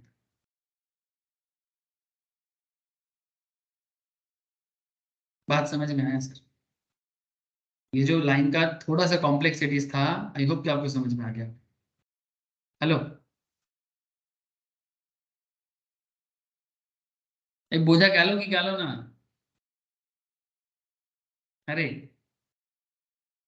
समझे कि नहीं समझे सर? यस सर, समझिए। Okay sir. अब देखो चार्जेज का रेट देख लो, पहले रेट देख लो, फिर हम लोग क्वेश्चन करते हैं। Where the total income including dividend income and capital gain, including dividend income and capital gain. Dividend income का क्या होता है? अदर सोर्स इनकम होता है। डिविडेंड इनकम क्या होता है? अदर सोर्स तो होता ही है, साथ में ये भी याद रखना कि कंपनी में अगर आप शेयर में इन्वेस्ट करते हैं तो कंपनी बदले में हमें डिविडेंड देता है, ठीक है। अच्छा, कैपिटल गेन क्या होता है? मानो कि आपका कोई कैपिटल एसेट्स है, मानो लैंड है, बिल्डिंग है, कार वगैरह है, ठीक है, जिसका कोई कैपिटल एसेट का वैल्यू है, ठीक है। नॉर्मल कार तो कैपिटल एसेट में हमेशा ट्रीट नहीं होता, जिसको भी एसेट माना जाएगा, ठीक है। तो जैसे कि लैंड बिल्डिंग को आराम से ले सकते हो, प्लांट मशीनरीज वगैरह, ठीक है। तो कैपिटल एसेट को बेच के जो गेन होता है उसे कैपिटल गेन कहते हैं। यहाँ पर जो टोटल इनकम के बारे में कहा जा रहा है, जिसमें डिविडेंड इनकम है, कैपिटल गेन इनकम है, chargeable to tax under section 111A, 112 and 112A, ये क्या है सर? सर ये तीनों सेक्शंस के बारे में आप लोग डिटेल्स में कहा जानते हो? जानो, कैपिटल गेन में जानते हो। अब मैं ये सेक्शंस के बारे में फिलहाल तो डिटेल्स में नहीं जाऊंगा, बट इतना मैं समझा सकता हूँ आपको कि ये तीनों कैपिटल गेन का सेक्शन है, ठीक है। जिसमें short term capital gain, long term capital gain, short term 111A, long term 111A, इस तरह से काउंट होता है। अब बस इतना आपको मैं फिलहाल बता रहा हूँ। अब आगे आगे जब हम लोग चैप्टर करेंगे ना, तब डिटेल्स में वहां पर भी बात कर लेंगे सर। लेकिन जस्ट ट्राई टू अंडरस्टैंड, ये जो कैपिटल गेन इनकम हो, डिविडेंड इनकम हो, सब मिला जुला के अगर किसी का इनकम 50 लाख क्रॉस करता है बट 1 करोड़ से कम है, तो सरकार बोलता है 10% का सरचार्ज दे देना, ठीक है। अगर किसी का income including dividend income and capital gain chargeable to tax under section, वही सेम बात, 111A, 112, 112A, मिला जुला के अगर इनकम 1 करोड़ से ज्यादा है पर 2 करोड़ से कम है, तो सरचार्ज बता रहा है 15%। अगर किसी का इनकम, अच्छा यहाँ पर देखना sir, excluding dividend income and capital gain chargeable to tax under section 112 and 112A greater than, मतलब यहाँ पर डिविडेंड इनकम और कैपिटल इनकम को हटा के बोला सर, हाँ ध्यान रखना। टोटल इनकम जिसमें dividend income and capital gain को इंक्लूड नहीं किया गया, अगर उसके बावजूद भी किसी का इनकम 2 करोड़ क्रॉस करता है बट 5 करोड़ से कम है, तो उनको 25% का लगता है, उनको 25% का लगता है। बात समझे कि नहीं? ठीक है। और rate of surcharge on the income tax payable on the portions of dividend income and capital gain chargeable to tax 111A and 112, मतलब सरचार्ज का अमाउंट डिविडेंड इनकम पे, कैपिटल गेन इनकम पे 15% से ज्यादा नहीं जाएगा। बात को समझे सर? मतलब जो basically high category of income की तरफ बढ़ रहा है ना, जैसे कि जब भी इनकम आपका 2 करोड़ से 5 करोड़ कैटेगरी में जा रहा है, तो उस केस में आपको डिविडेंड और कैपिटल गेन के बीच में जो इनकम आपका आया है सर, उस इनकम को छोड़ के अगर आपका इनकम 2 करोड़ क्रॉस करता है बट 5 करोड़ के नीचे है, तो आपको 25% का सरचार्ज लग जाएगा। और आपने अगर डिविडेंड इनकम भी किया, कैपिटल गेन इनकम भी किया, जो भी इनकम आपने किया, उसका जो सरचार्ज अमाउंट है वो 15% क्रॉस नहीं करेगा। अब ये ऐसे तो समझ में नहीं आएगा, आगे आगे जब क्वेश्चंस करेंगे, एग्जांपल्स करेंगे ना, तब आपको समझ में आ जाएगा कि इसका ट्रीटमेंट कैसे करना है, ठीक है। ये सब ट्रीटमेंट आएगा सर, क्वेश्चंस करते करते हम लोगों को ऐसा क्वेश्चंस प्रैक्टिस करने का मौका मिलेगा, तब मैं आपको ये क्लियरली समझा पाऊंगा कि आखिर इसका ट्रीटमेंट कैसे करना है। लेकिन फिलहाल थोड़ा सरचार्ज के बारे में नॉलेज गैदर कर लो। अच्छा, where total income excluding dividend, again वही बात, अगर 5 करोड़ से ऊपर इनकम जा रहा है और आपका इनकम में डिविडेंड इनकम और कैपिटल गेन इनकम वगैरह इंक्लूड नहीं है, तो आपको 37% देना है। लेकिन अगेन वही बात, अगर आपका dividend income, capital gain income है साथ में, तो 15% से ज्यादा सरचार्ज नहीं लगेगा, ठीक है। यही 37% में न्यूली बोला कि उसका 25, उसको गिरा के 25% कर दिया, ठीक है। अच्छा, मतलब दोनों का ये टोटल ही हो गया, मतलब 2 करोड़ से 5 करोड़ के बाद जितना भी हो सब 25। समझा नहीं, और एक बार बोल। हाँ मतलब ये इसका इसके साथ इक्वल हो गया। हाँ मतलब 3 और 4 दोनों कंबाइन हाँ हाँ हाँ, कमेंट कर। 2 करोड़ से ऊपर जाए कितना भी 25%। हाँ सर 25%। ठीक है, अभी अभी उसको मेमोरी में मत लाओ, वो बाद में जब जरूरत होगा मेमोरी में बताएंगे। ठीक है, इसलिए मैं वो न्यू स्कीम बताना नहीं चाह रहा, क्योंकि पढ़ाई का पार्ट और वो अपडेट को अलग ही रखना चाहिए, वो बजट क्लास में बताएंगे हम लोग। ठीक। अच्छा अच्छा, अब बात करते हैं सर, जहां पर टोटल इनकम, ध्यान से देखना सर, जहां पर total income including dividend income and capital income 2 crore cross करता है, ठीक है, और जो 3 और 4 में नहीं है, मतलब ये जो मैंने आपको अभी कैटेगरी 3 और 4 बताया, कैटेगरी 3 और 4 में बताया ना सर, आपका इनकम 2 करोड़ से 5 करोड़ भी जा रहा है, आपको 25% का सरचार्ज भी लग रहा है, लेकिन उसमें डिविडेंड और कैपिटल गेन को एक्सक्लूड किया गया, या फिर आपका इनकम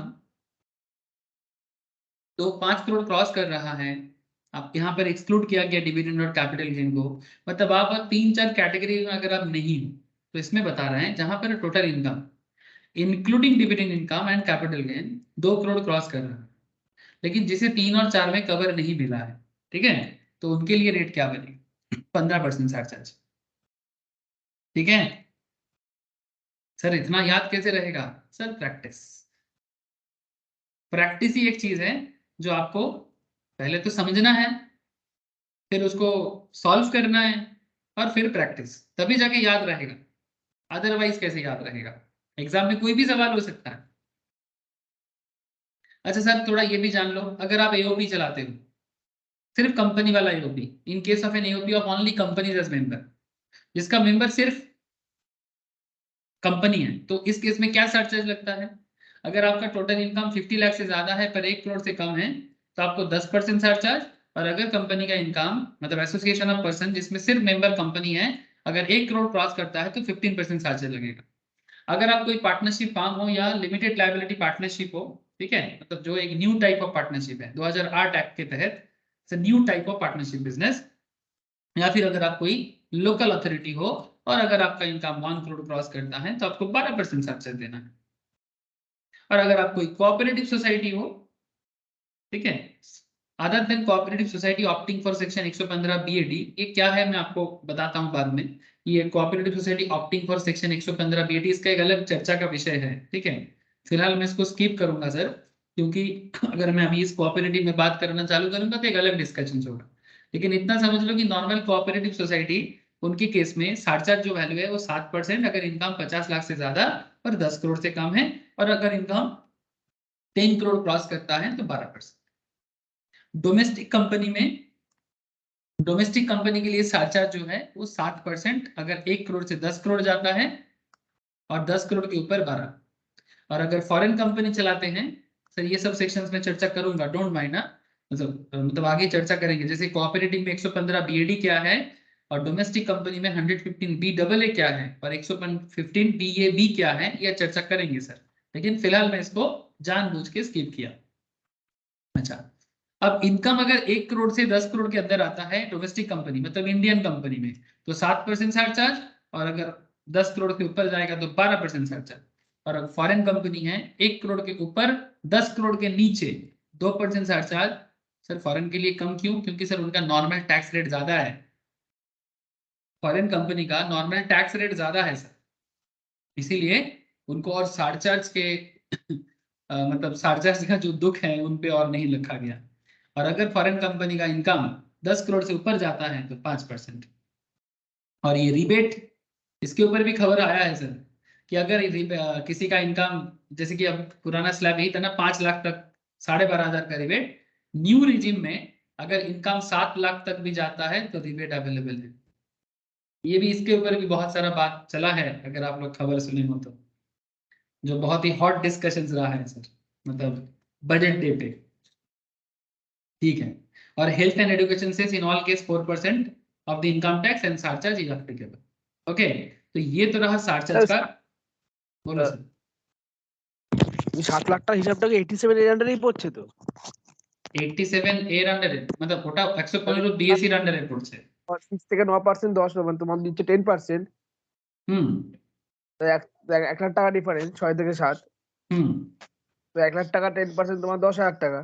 হুম তো 10,000 টাকা তো তোমার মানে হুইচ এভার ইজ লেস, যেটা লোয়ার, 12,000 হ্যাঁ whichever is less, হ্যাঁ মানে নিউ ওই- রিজিমে, যদি কেউ নিউ রিজিমে থাকে মানে 115 বিএসসি তে যে রেটটা ছিল, ঠিক আছে, হ্যাঁ স্যার। वो न्यू रिजिम वाइज अगर यदि अगर किसी का इनकम 7 लाख होता है तो भी वो ये रिबेट ले सकता है।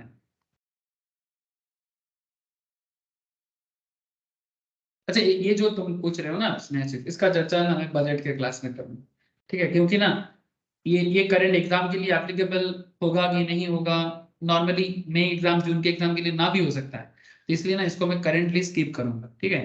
लेकिन बजट के क्लास में क्या इनकम टैक्स का जो अपडेट है उसका एग्जैक्ट जो कॉन्सेप्ट है थोड़ा आप लोग इंडिपेंडेंटली जानोगे ना आपको अच्छा रहेगा, ना तो यहाँ पर कंफ्यूजन हो जाओ, ठीक है। तो फिलहाल उस अपडेट के बारे में ज्यादा चर्चा नहीं करूंगा, ऐसे मैं ही आवाज उठा रहा हूँ, ठीक है। बजट क्लास एक दूंगा, उसमें मैं टैक्स में जो भी हुआ है उसमें ओल्ड रेजिम न्यू रेजिम में क्या एप्लीकेबल रहा है वो मैं चर्चा करूंगा आपको सर, ठीक है। तो मैं उसके लिए थोड़ा सा टाइम निकाल रहा हूँ सर, थोड़ा मुझे टाइम मिल जाए 1-1.5 घंटा, ठीक है, जिस दिन और 3-4 क्लास, नॉर्मली एक एक दिन में 3 क्लास तो रह जाता है ना सर, सर एक संडे। दिन मैं दे दूंगा। कब, संडे? हाँ कल। हाँ संडे ही तो एक दिन बचता है, देखता हूँ सर, ठीक है, दूसरा काम अगर कुछ ना हो तो मैं कल ही दूंगा, सर मंडे को। मंडे भी क्लास है, देखता हूँ सर, को दूंगा सर, मेरा बहुत इच्छा है आप लोगों के मन का जो सवाल है बताने का, बताऊंगा सर, संडे मंडे जो भी दिन मुझे मिले मैं। अच्छा तो ये था, क्या हुआ रे, कोई कुछ बोला क्या, बोलो सर बोलो। अच्छा तो सर बार बार ओटीपी आ रहा है।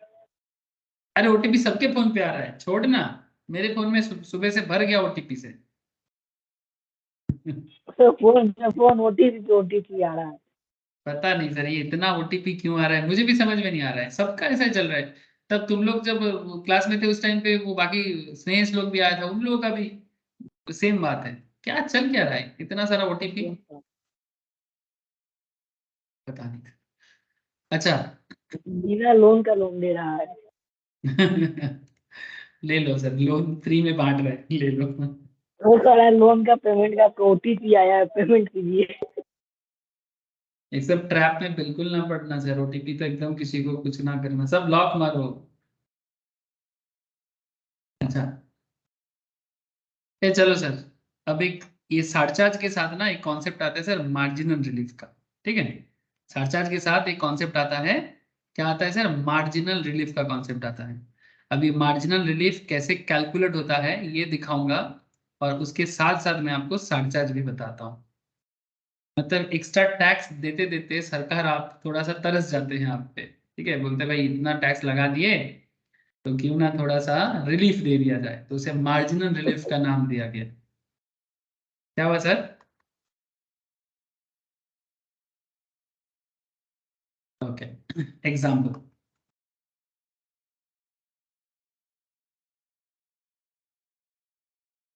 करो सर, क्वेश्चन करो तो समझ में आएगा।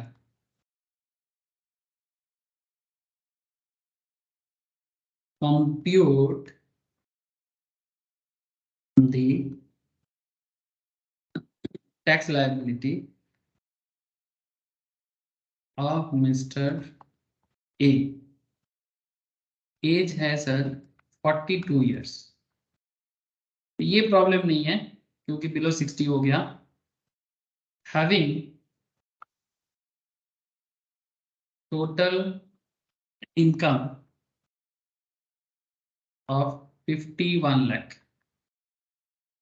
ध्यान से समझना सर, 51 लाख का इनकम है।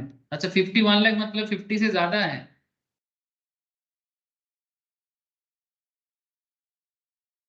ना, 51 लाख मतलब 50 से ज्यादा है, 50 से ज्यादा होने से सरचार्ज तो आ जाता है ना, तो rich category of income person हो गया। तो 51 lakh for the assessment year 23-24, okay. Now assume that his income comprises of, मतलब क्या क्या इनकम है उनका, सैलरी इनकम है, ये नहीं बताया कि सैलरी से कितना, ये बोला जा रहा है सर कि 51 लाख कमाया जिसमें सैलरी इनकम है, हाउस प्रॉपर्टी इनकम है, इंटरेस्ट ऑन एफडी है, मतलब अदर सोर्स बेसिकली, ठीक है, ये सब इनकम उन्होंने किया। और ये भी अज्यूम करने बोला he has not opted for the provision of section 115 115 BSc, मतलब वो जो डिस्काउंटेड रेट वाला जो कॉन्सेप्ट है, न्यू न्यू रिजीम का जो कॉन्सेप्ट है, वो ऑप्ट नहीं कर रहा है, मतलब रेगुलर प्रोविजंस में, ठीक है, ये बोल देता है। तभी आप, नहीं तो क्या है ना, कोई भी अपने हिसाब से कर देगा। तो अगर क्वेश्चंस बोल देगा 115 बीएससी एप्लीकेबल नहीं है, तो आप भी अपना स्मार्ट दिमाग को पॉकेट में रख दीजिएगा, ठीक है, ये ज्यादा स्मार्ट बन के फायदा नहीं है, ठीक है, आप ऐसा नहीं बोल सकते इसमें उसको फायदा था फालतू में क्यों, क्वेश्चन बोला है ना 115 बीएससी एप्लीकेबल नहीं करना है तो नहीं करना है। अगर क्वेश्चन कुछ नहीं बोलेगा, दोनों करके दिखाना है, और जिसमें फायदा है वो एप्लीकेबल करने के लिए डिसीजन लेना, ठीक है। अगर क्वेश्चन कुछ नहीं बोलेगा तो दोनों करना तो चाहिए। हाँ, टैक्स लाइबिलिटी 1469000 टैक्स लायबिलिटी 1469000। हाँ ऐसा ही कुछ होगा सर, ऐसा ही कुछ होगा 1469000, ऐसा ही कुछ होने वाला है। अच्छा चलो फिर मैं भी करता हूँ, ठीक है, मैं भी करता हूँ, आप लोग मेरे साथ साथ चलो, जो ऑलरेडी कर लिए वेरी गुड सर।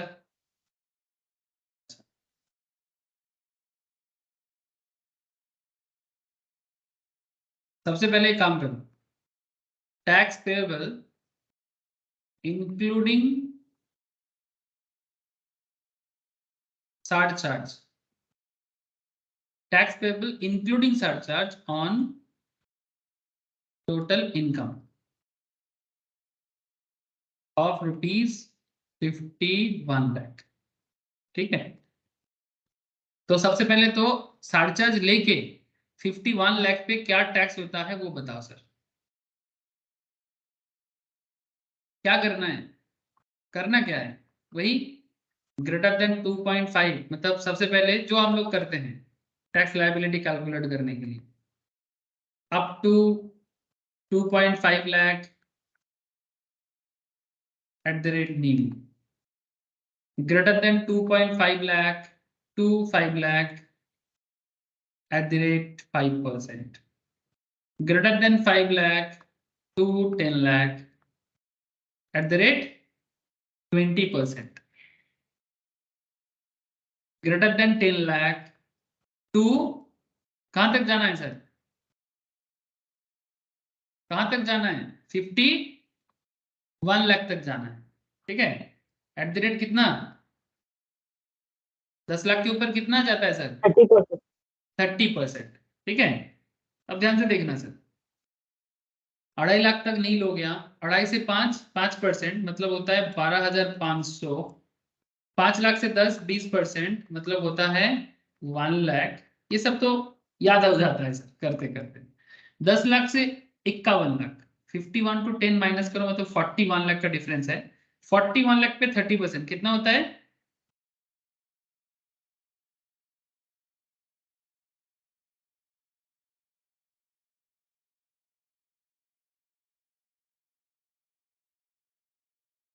कितना हो रहा है क्या, 1,23,000, या मेरा गलत हो गया सर, একটা শূন্য বাড়বে। एक सेकेंड मैंने कुछ गलती कर दी है, 41 लाख ये है ना, माइनस 10 लाख, इसके ऊपर कितना परसेंट, टी, 30। नहीं आया, कैलकुलेटर कुछ गड़बड़ करते हैं कभी कभी मेरा, 12,30,000 आएगा ना रे? हाँ सर। सर सर 41 लाख पे ना जाएगा, आप 31 पे किए। हाँ, ऐसा क्यों हुआ? वही तो मुझे समझ में नहीं आ रहा है। 40 मतलब 51 लाख, अच्छा अच्छा, sorry 51 lakh minus 10 lakh. 51 lakh minus 10 lakh, 41 lakh इसके ऊपर। हाँ ये आई 12,30,000 सर, सॉरी। टोटल करो कितना हो जाएगा सर? 13,42,500 है ना? 13,42,500। अब ये जो आपका 13,42,500 आ गया, इसके ऊपर क्या करना है? इसके ऊपर सरचार्ज ऐड करो, क्योंकि 10% सरचार्ज। क्योंकि आपने 51 लाख कमाया, तो आपको 10% का सरचार्ज देना चाहिए। तो आप सरचार्ज ऐड कर दो 10%। तो 13,42,500 पे 10%, तो हो जाएगा आपका 1,34,250। ओके, दोनों को टोटल करके बताओ कितना हुआ? 14 लाख। हाँ बोलो। 14,76,750। 14,76,750 है ना? 14,76,750। वेरी गुड सर, यहाँ पर हो गया ना। लेकिन ये काम खत्म नहीं हुआ सर, अब बाकी है। मैं आपको क्या बोला? मार्जिनल रिलीफ मिलता है। सरचार्ज, सरचार्ज जब भी एप्लीकेबल होता है, हर केस में नहीं, कभी कभी मार्जिनल रिलीफ मिलता है। कभी कभी क्यों, आपको मैं समझाता हूं क्यों मार्जिनल रिलीफ दिया जाता है। देखो ध्यान से, अब इसी क्वेश्चंस के साथ में चल रहा हूं। Tax payable on total income, मतलब एक्चुअली आप लोगों ने एक चीज ख्याल नहीं किया। देखो सर, आपने इनकम किया था 51 लाख, है ना सर? सर आपने 50 लाख से कितना ज्यादा कमाया?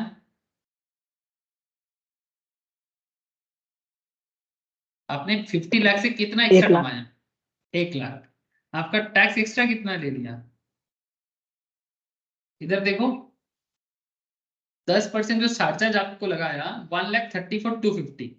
मतलब ऐसा बोल सकते हैं ना कि 1 लाख एक्स्ट्रा कमाने के लिए एक्स्ट्रा 1,34,250। ये बात थोड़ा हजम नहीं होता है सर। अब आगे देखते हैं, चलो रुको, समझा करो, धीरे धीरे समझ में और आ जाएगा। So tax payable on total income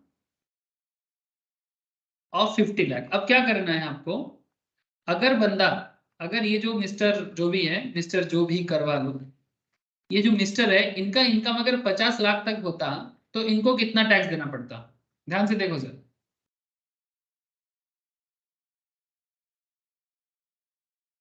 बोलो सर, कैसे करते? सर ये तो नॉर्मल में हो जाएगा, थोड़ा सोचो। अप टू 2.5 लाख नील, 2.5 लाख से 5 लाख 5%, मतलब 12,500 फर्स्ट लाख का। फिर सेकंड 1 लाख। यहां तक तो क्लियर है? यहां तक तो क्लियर है या फिर पूरा करके दिखाऊं? अच्छा मैं पूरा ही करके दिखाता हूँ, चलो ठीक है। Up to 2.5 lakh nil, greater than 2.5 to 5 lakh 5%, मतलब 12,500। फिर 5 lakh to 10 lakh at the rate কত परसेंट? 20। यहाँ पर 1 लाख देना है। फिर ग्रेटर देन 10 लाख टू जाना है 50 लाख तक, हाँ 50 लाख तक जाना है। अच्छा अब मुझे एक चीज बताओ, जब 50 लाख तक जाएगा तो क्या सरचार्ज आएगा? No sir. क्योंकि 50 के ऊपर जाने से सरचार्ज है। तो इसमें कितना गैप बनता है? 40 लाख का गैप बनता है। तो 40 लाख के 30% मतलब 1,20,000, नहीं 12 लाख सॉरी। 40 लाख का 30% मतलब 12 लाख, तो 12 लाख और इधर मेरा 1 लाख, 13 लाख, 13,12,500। मेरा टोटल बनता है 13,12,500 सर। ओके, अब एक चीज आप देखो, पॉइंट नंबर सी, ध्यान से देखना सर, उन्होंने एक्सेस टैक्स कितना दे दिया, इसको कैसे समझना है। ये जो हम लोगों ने पॉइंट ए में जो सॉल्व किया था, दिस वन 1476,750, ठीक है, 1476,750, और यहां पर हम लोग पॉइंट बी में सॉल्व किए 13,12,500, ठीक है सर। मैं बस आपको इतना पूछ रहा हूं कि अगर 51 लाख कमा रहा है तो बंदा कितना टैक्स दे रहा है, और 50 लाख कमा रहा है तो बंदा कितना टैक्स दे रहा है ना। तो आपको बस कितना करना है, ए माइनस बी करना है, मतलब ए मतलब 51 लाख का टैक्स लायबिलिटी जिसका वैल्यू होता है 14,76,750, ओके, माइनस कर दो, 13,12,500। अब मुझे बताओ सर कितना एक्स्ट्रा टैक्स पे कर दिया उन्होंने।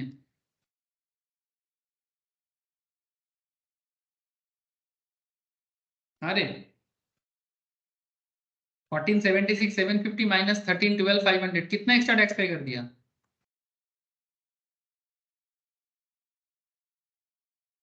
कोई तो बताए मुझे।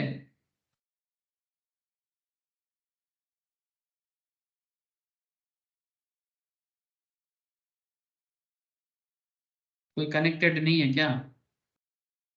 164250, हेलो। सर 64,250 एक्स्ट्रा अमाउंट पे कर दिए। 164250 ये एक्सेस टैक्स पे कर दिया ना, ये अमाउंट एक्स्ट्रा पे किया सर, मतलब जस्ट बिकॉज उन्होंने 1 लाख ज्यादा कमाया, वो सरकार के घर में एक्स्ट्रा पे कर रहा है सरचार्ज के साथ। देखो बार बार ध्यान से बोल रहा हूँ, 51 लाख जब उन्होंने कमाया, लुक एट दिस, तो उनको इतना टैक्स देना पड़ रहा है, लेकिन अगर वो 50 लाख कमाता तो उनको इतना टैक्स देना पड़ता। तो जस्ट बिकॉज उधर 50 लाख की जगह उन्होंने 51 लाख कमा लिया, तो उसके लिए उनको 1,64,250 एक्स्ट्रा देना पड़ रहा है सर, मतलब एक्स्ट्रा 1 लाख के लिए टैक्स पे कर रहा है 164,250। अब सरकार कहता है कि आप मार्जिनल रिलीफ ले लो, सरकार कहता है आप मार्जिनल रिलीफ ले लो। अब ये मार्जिनल रिलीफ कैसे कैलकुलेट करोगे सर, ये एक्स्ट्रा टैक्स आपने दे दिया ना, 1 लाख एक्स्ट्रा के लिए उससे भी ज्यादा टैक्स आपने पे कर दिया, 1 लाख एक्स्ट्रा इनकम के लिए आपने 1 लाख से भी ज्यादा अमाउंट पे कर दिया, ये जो ज्यादा अमाउंट आपने पे किया वो ज्यादा अमाउंट आपको रिलीफ के लिए दे देता है, और इसे हम लोग मार्जिनल रिलीफ कहते हैं। तो पॉइंट डी में हम लोग दिखा देंगे मार्जिनल रिलीफ, ठीक है। 164,250 minus 1 lakh being the amount of income in excess of 50 lakh. तो कितना हो गया 64,250, वेरी गुड सर, जिन्होंने भी मुझे ये आंसर दिया 64,250। तो मार्जिनल रिलीफ एग्जाम में क्वेश्चंस पूछते हैं सर, मार्जिनल रिलीफ कैलकुलेट, ठीक है, तो आपको तब इस तरह से मार्जिनल रिलीफ कैलकुलेट करना पड़ेगा। किसी को कोई भी डाउट है पूछ लीजिए सर, पूछ लो। पॉइंट नंबर ई, इसमें हम लोग अभी देखेंगे टैक्स पेबल कितना होगा इनका। तो टैक्स पेबल क्या करेंगे, ए माइनस डी, ए माइनस डी मतलब फर्स्ट पॉइंट में हम लोगों ने जो 1476 का कैलकुलेट किया था, ठीक है, वही वाला अमाउंट ले लेंगे। कितने का कैलकुलेट किए थे, चार्ज लेके हुआ था 1476,750, है ना, क्या मैं गलत बोल रहा हूँ सर।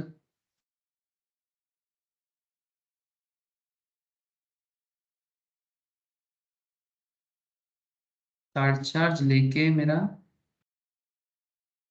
1476,750 आ गया था। तो यहाँ से अगर हम चार्ज को हटा देता तो 1342,500 आना चाहिए था। ओके,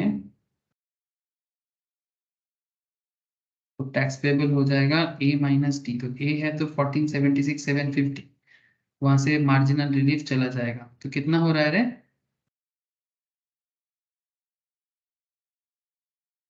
बोलो जरा। सर ए 1469 मतलब ए माइनस डी, मतलब ऐसा करना है ना, 1476,750, यहाँ से डी पॉइंट में क्या है, 64,250। ठीक है, तो मेरा बन जाता है 1412,500, है ना। इसके ऊपर आपको ऐड करना चाहिए एडू एंड हेल्सेस।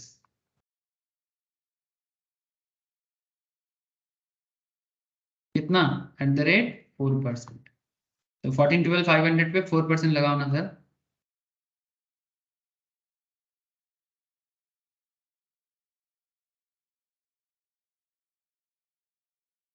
56,500 सर।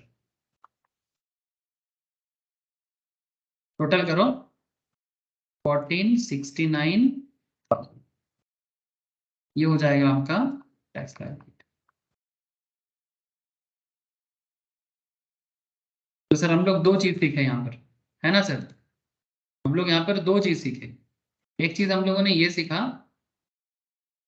यहाँ पर चार्ज कैसे कैलकुलेट करते हैं। लेकिन चार्ज का वैल्यू अगर मेरा एक्सीड अमाउंट से भी ज्यादा हो जाता है, मतलब मैंने एक्स्ट्रा 1 लाख कमाया जिसके लिए मेरे को एक्स्ट्रा टैक्स 1,64,000 देना पड़ रहा है, तो गवर्नमेंट जो एक्स्ट्रा डिफरेंस होता है ना, उसे हमें मार्जिनल रिलीफ के तौर पे प्रोवाइड करते हैं। तो 1,64,250 से 1 लाख माइनस करके जो एक्स्ट्रा अमाउंट हो रहा है ये मार्जिनल रिलीफ हो जाएगा। जरूरी नहीं कि ऑलवेज आपको ऐसे सिचुएशंस मिले, कुछ सिचुएशंस में थोड़ा सावधानी से करना, तो ऑलवेज मार्जिनल रिलीफ नहीं रहता। ठीक है, बात समझे कि नहीं समझे सर। मतलब बहुत लोग ऐसे सोच लेते हैं कि अगर 50 लाख क्रॉस कर जाएगा तो सरचार्ज भी होगा और मार्जिनल रिलीफ भी आ जाएगा। Not necessary that. ऐसा कुछ क्वेश्चंस आप लोग जरूर कैलकुलेट करना घर पे, मैं आप लोगों को दे रहा हूँ, आप लोग घर पे ट्राई करना सर। कुछ इनकम मैं आपको कैलकुलेट करने के लिए दे रहा हूँ, लेकिन आप लोग देख लेना सर कि सरचार्ज क्या लगेगा और मार्जिनल रिलीफ लगेगा कि नहीं लगेगा। ठीक है, calculate surcharge and marginal relief. ठीक है, तो जैसे कि एक क्वेश्चन ये लिखना सर, एज है, सेम क्वेश्चन है जो जैसा क्वेश्चन हम लोगों ने पहले वाला किया ना सर, उसी क्वेश्चंस पे मैं थोड़ा सा कुछ एडिशन कर रहा हूँ। एज 51 है, इनकम का सोर्स सेम है सर, 115 बीएसई एप्लीकेबल नहीं है, सेम लाइक एग्जांपल जो भी अभी मैंने आपको करवाया। आपको बस इतना करना है कि एज अगर 51 है और टोटल इनकम आपको मैं दे रहा हूँ 1,01,00,000। ठीक है, 1,01,00,000 ये इनकम है आपका। आपको कैलकुलेट करना है सरचार्ज एंड मार्जिनल रिलीफ। ठीक है, ये एक क्वेश्चन होमवर्क के लिए लिख लो। अच्छा, और एक क्वेश्चन लिख लो, क्वेश्चन 2। एज है सर 58 का और इनकम लिख लो आप 2,01,00,000। ठीक है, ये क्वेश्चन भी करना। और एक ले लो, एज है 37 ईयर्स और टोटल इनकम लिख लो सर, टोटल इनकम लिख लो 5,01,00,000। क्या लिखा सर? 5,01,00,000। बाकी सेम टू सेम है जो मैंने अभी अभी आपको करवाया। लेकिन एक बात का ध्यान रखना, क्वेश्चन तो सेम है लेकिन सरचार्ज एप्लीकेबल करने का तरीका थोड़ा बदलेगा। एक क्वेश्चन करके दिखाए क्या? अच्छा चलो सर, ये 1,01,00,000 को सॉल्व करते हैं, फिर बाकी दो आप लोग घर पे करना। ओके, एक क्वेश्चन सॉल्व करो, चलो सर मेरे साथ साथ 1,01,00,000 को सॉल्व करो। बोलो सर, कर रहे कि नहीं कर रहे हैं? अरे कर रहे कि नहीं कर रहे हैं? जी सर कर रहे यस सर। ओके सर, करो सर। एज कितना बोला? 50। 1 इनकम कितना बोला सर? 1 करोड़ 1 लाख। ठीक है, अब इनकम 1 करोड़ 1 लाख है तो हमें यहाँ पर चार्ज तो दिख ही रहा है, तो पहले सेम टू सेम प्रोसेस में चलना है। ठीक है, टैक्स पेबल सर 32,68,875। क्या क्या क्या? Income tax, 32 lakh. हाँ, total tax payable. Total tax payable, final answer बता रहे हैं। हाँ, 32,68,875। मतलब मार्जिनल रिलीफ वगैरह कुछ नहीं बोलेगा? मतलब सब कुछ कैलकुलेट पूरा करके। अच्छा अच्छा, चलो देखते हैं क्या हो रहा है। Tax payable including surcharge sir हमारा से 3321,500। 3321,500 फाइनल आंसर है ये। हाँ सर। ओके, तो tax payable including surcharge on total income. ठीक है, ऐसे लिखना पड़ता है। ठीक है, इनकम कितना? 1 करोड़ 1 लाख। आई थिंक शुभजीत का आंसर सही लग रहा है मुझे। देखते हैं सर कैसे हम लोग यहाँ तक पहुंच पाते हैं। प्रेजेंटेशन भी सही रखना है क्योंकि एग्जाम में एग्जामिनर को भी समझाना पड़ता है सर। तो up to 2.5 lakh at the rate nil. ठीक है, हाँ एमसीक्यू में जरूरी नहीं, आप सॉल्व करो और पुट करो। Greater than 2.5 lakh to 5 lakh, same concept sir, monotonous 5%, 12,500। फिर 5 लाख टू 10 लाख 20%, 1 लाख। फिर वही बातें, 10 लाख से कहां तक जाना है? 1 करोड़ 1 लाख तक जाना है, ये बात का ध्यान रखना। ठीक है, एट द रेट 30%। तो 10 लाख से 1 करोड़ 1 लाख कितना डिफरेंस है? तब 1 करोड़ 1 लाख से आप माइनस करो, बात समझे कि नहीं? 1 करोड़ 1 लाख से 10 लाख को माइनस करो, कितना होता है सर?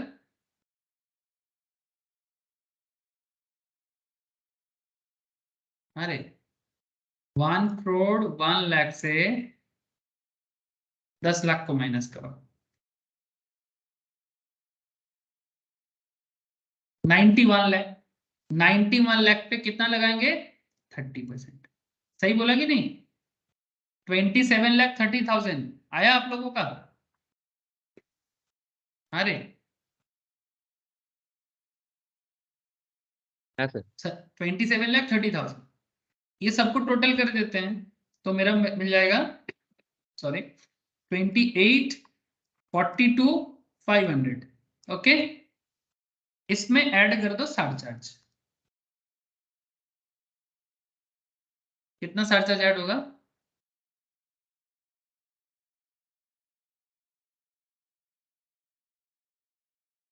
सरचार्ज का 15%। Value, thank you sir, eight the rate 15%। तो 28,42,500 पे अगर 15% ऐड होगा तो कितना होता है सर?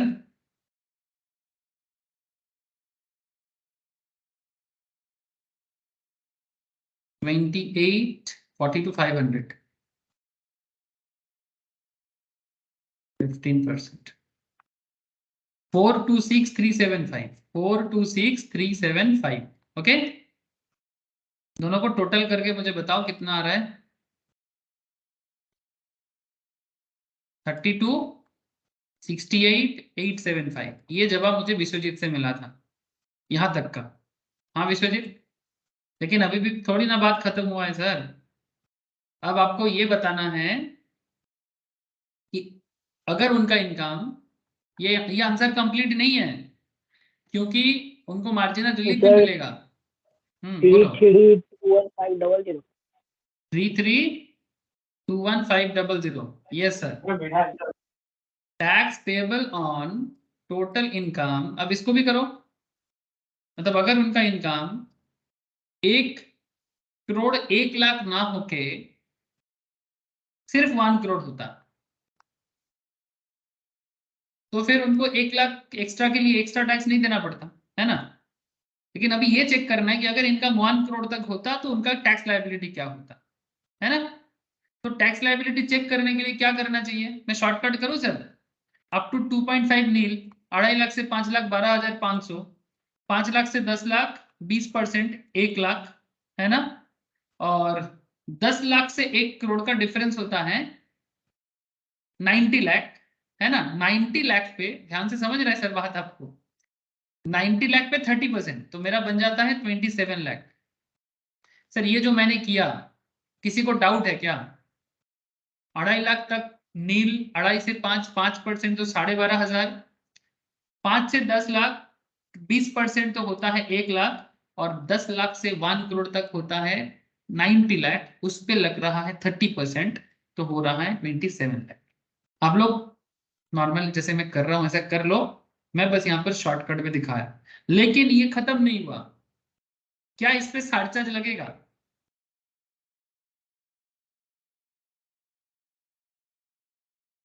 प्लीज बोलो ना सर, क्या इस पे सरचार्ज लगेगा?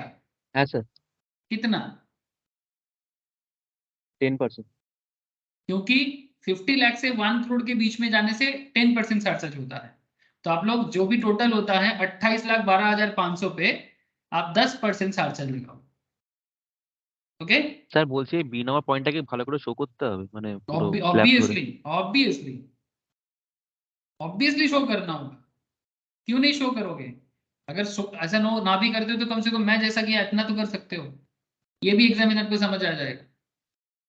अगर अगर पूरा স্যার ऐसा এটা ना कर, করলে नाम्বার কিছু काटবে না? नहीं, ये समझ जाएगा। ঠিক আছে। अगर सर ये तो बेसिक बात है, अगर आप इतना कर सकते हो तो ये तो कर ही सकते हो, है ना। इट्स ओके, ये शॉर्टकट चलेगा। लेकिन अगर इस पूरा इसको भी हटा दोगे तो फिर नहीं चलेगा, ठीक है। तो 10% चार्ज मिला के कितना हो रहा है? 30 लाख 93,750। चेक करके बताना सर एक बार, मतलब 28,12,500, হ্যাঁ স্যার। 28,12,500 उसके ऊपर 10%, 281,250 मतलब मिला के, ये सर 3,30,93,750 आया ना सर। अब क्या करना है? Yes. अब तो बस काम खत्म, पैसा हजम की तरफ बढ़ रहे हैं सर। अब क्या करना है कि आपने तो एक्सेस टैक्स पेबल कितना किया वो देखो सर। देखो सर दुख का बात क्या है, मतलब रिच लोगों का क्या दुख है, इनकम टैक्स भी उसका दुख समझता है कि ये तो बंदा ने एक्स्ट्रा टैक्स पे कर दिया। कैसे? क्योंकि उन्होंने 1 करोड़ से 1 लाख ही ज्यादा दिया सर, ठीक है। 1 करोड़ से 1 लाख ज्यादा दिया, लेकिन फिर भी उनका टैक्स पेबल देखो 32,68,875, और इधर देखो 30,93,750, ठीक है। तो आपको क्या करना है, 32,68,875 यहां से माइनस कर दो 39,3,750। तो ये जो एक्स्ट्रा टैक्स कितना, मतलब टोटल कितना एक्सेस टैक्स पे कर रहा है, 175,125 करके देखो। मतलब एक्स्ट्रा 1 लाख के लिए एक आपने 1,75,125 का टैक्स पे करोगे एक्स्ट्रा, गलत है ना। इनकम टैक्स बोलता है ले लो भाई, रिलीफ ले लो।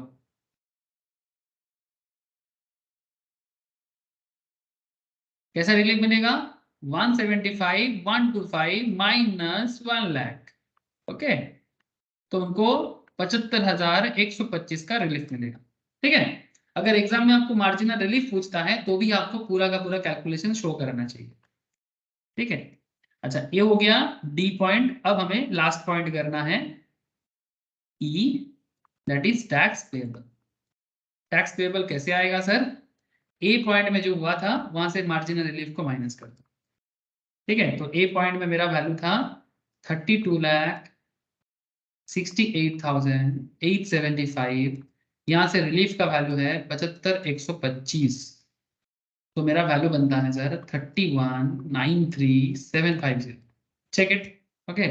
इसके ऊपर ऐड कर दो एडू एंड हेल्थ 4%। तो आपका वैल्यू बनेगा 127750। करके देख लो एक बार, इसके ऊपर 4% लगाओ सर, तो आपका टोटल बनेगा 33,21,500। जिन्होंने भी किया वेरी गुड सर। लेकिन एक बात का ध्यान रखना, जब यहाँ पर 1,01,00,000 हुआ तो साढ़े चार्ज 2 बार लगाना पड़ा। एक बार 15% और फिर जब 1 करोड़ के लिए किए तो फिर 10% का साढ़े चार्ज। ये नहीं भूलना चाहिए, कई बार लोग ये भूल जाते हैं, मैं देखा हूं सर। ठीक है, स्टूडेंट ये साढ़े चार्ज को इग्नोर कर देते हैं, ये इग्नोर नहीं करना है सर। ठीक है, जैसे फर्स्ट क्वेश्चन में क्या था, 50 से ही जा रहा था तो साढ़े चार्ज तो एक ही बार आएगा, लेकिन यहाँ पर 2 बार आया।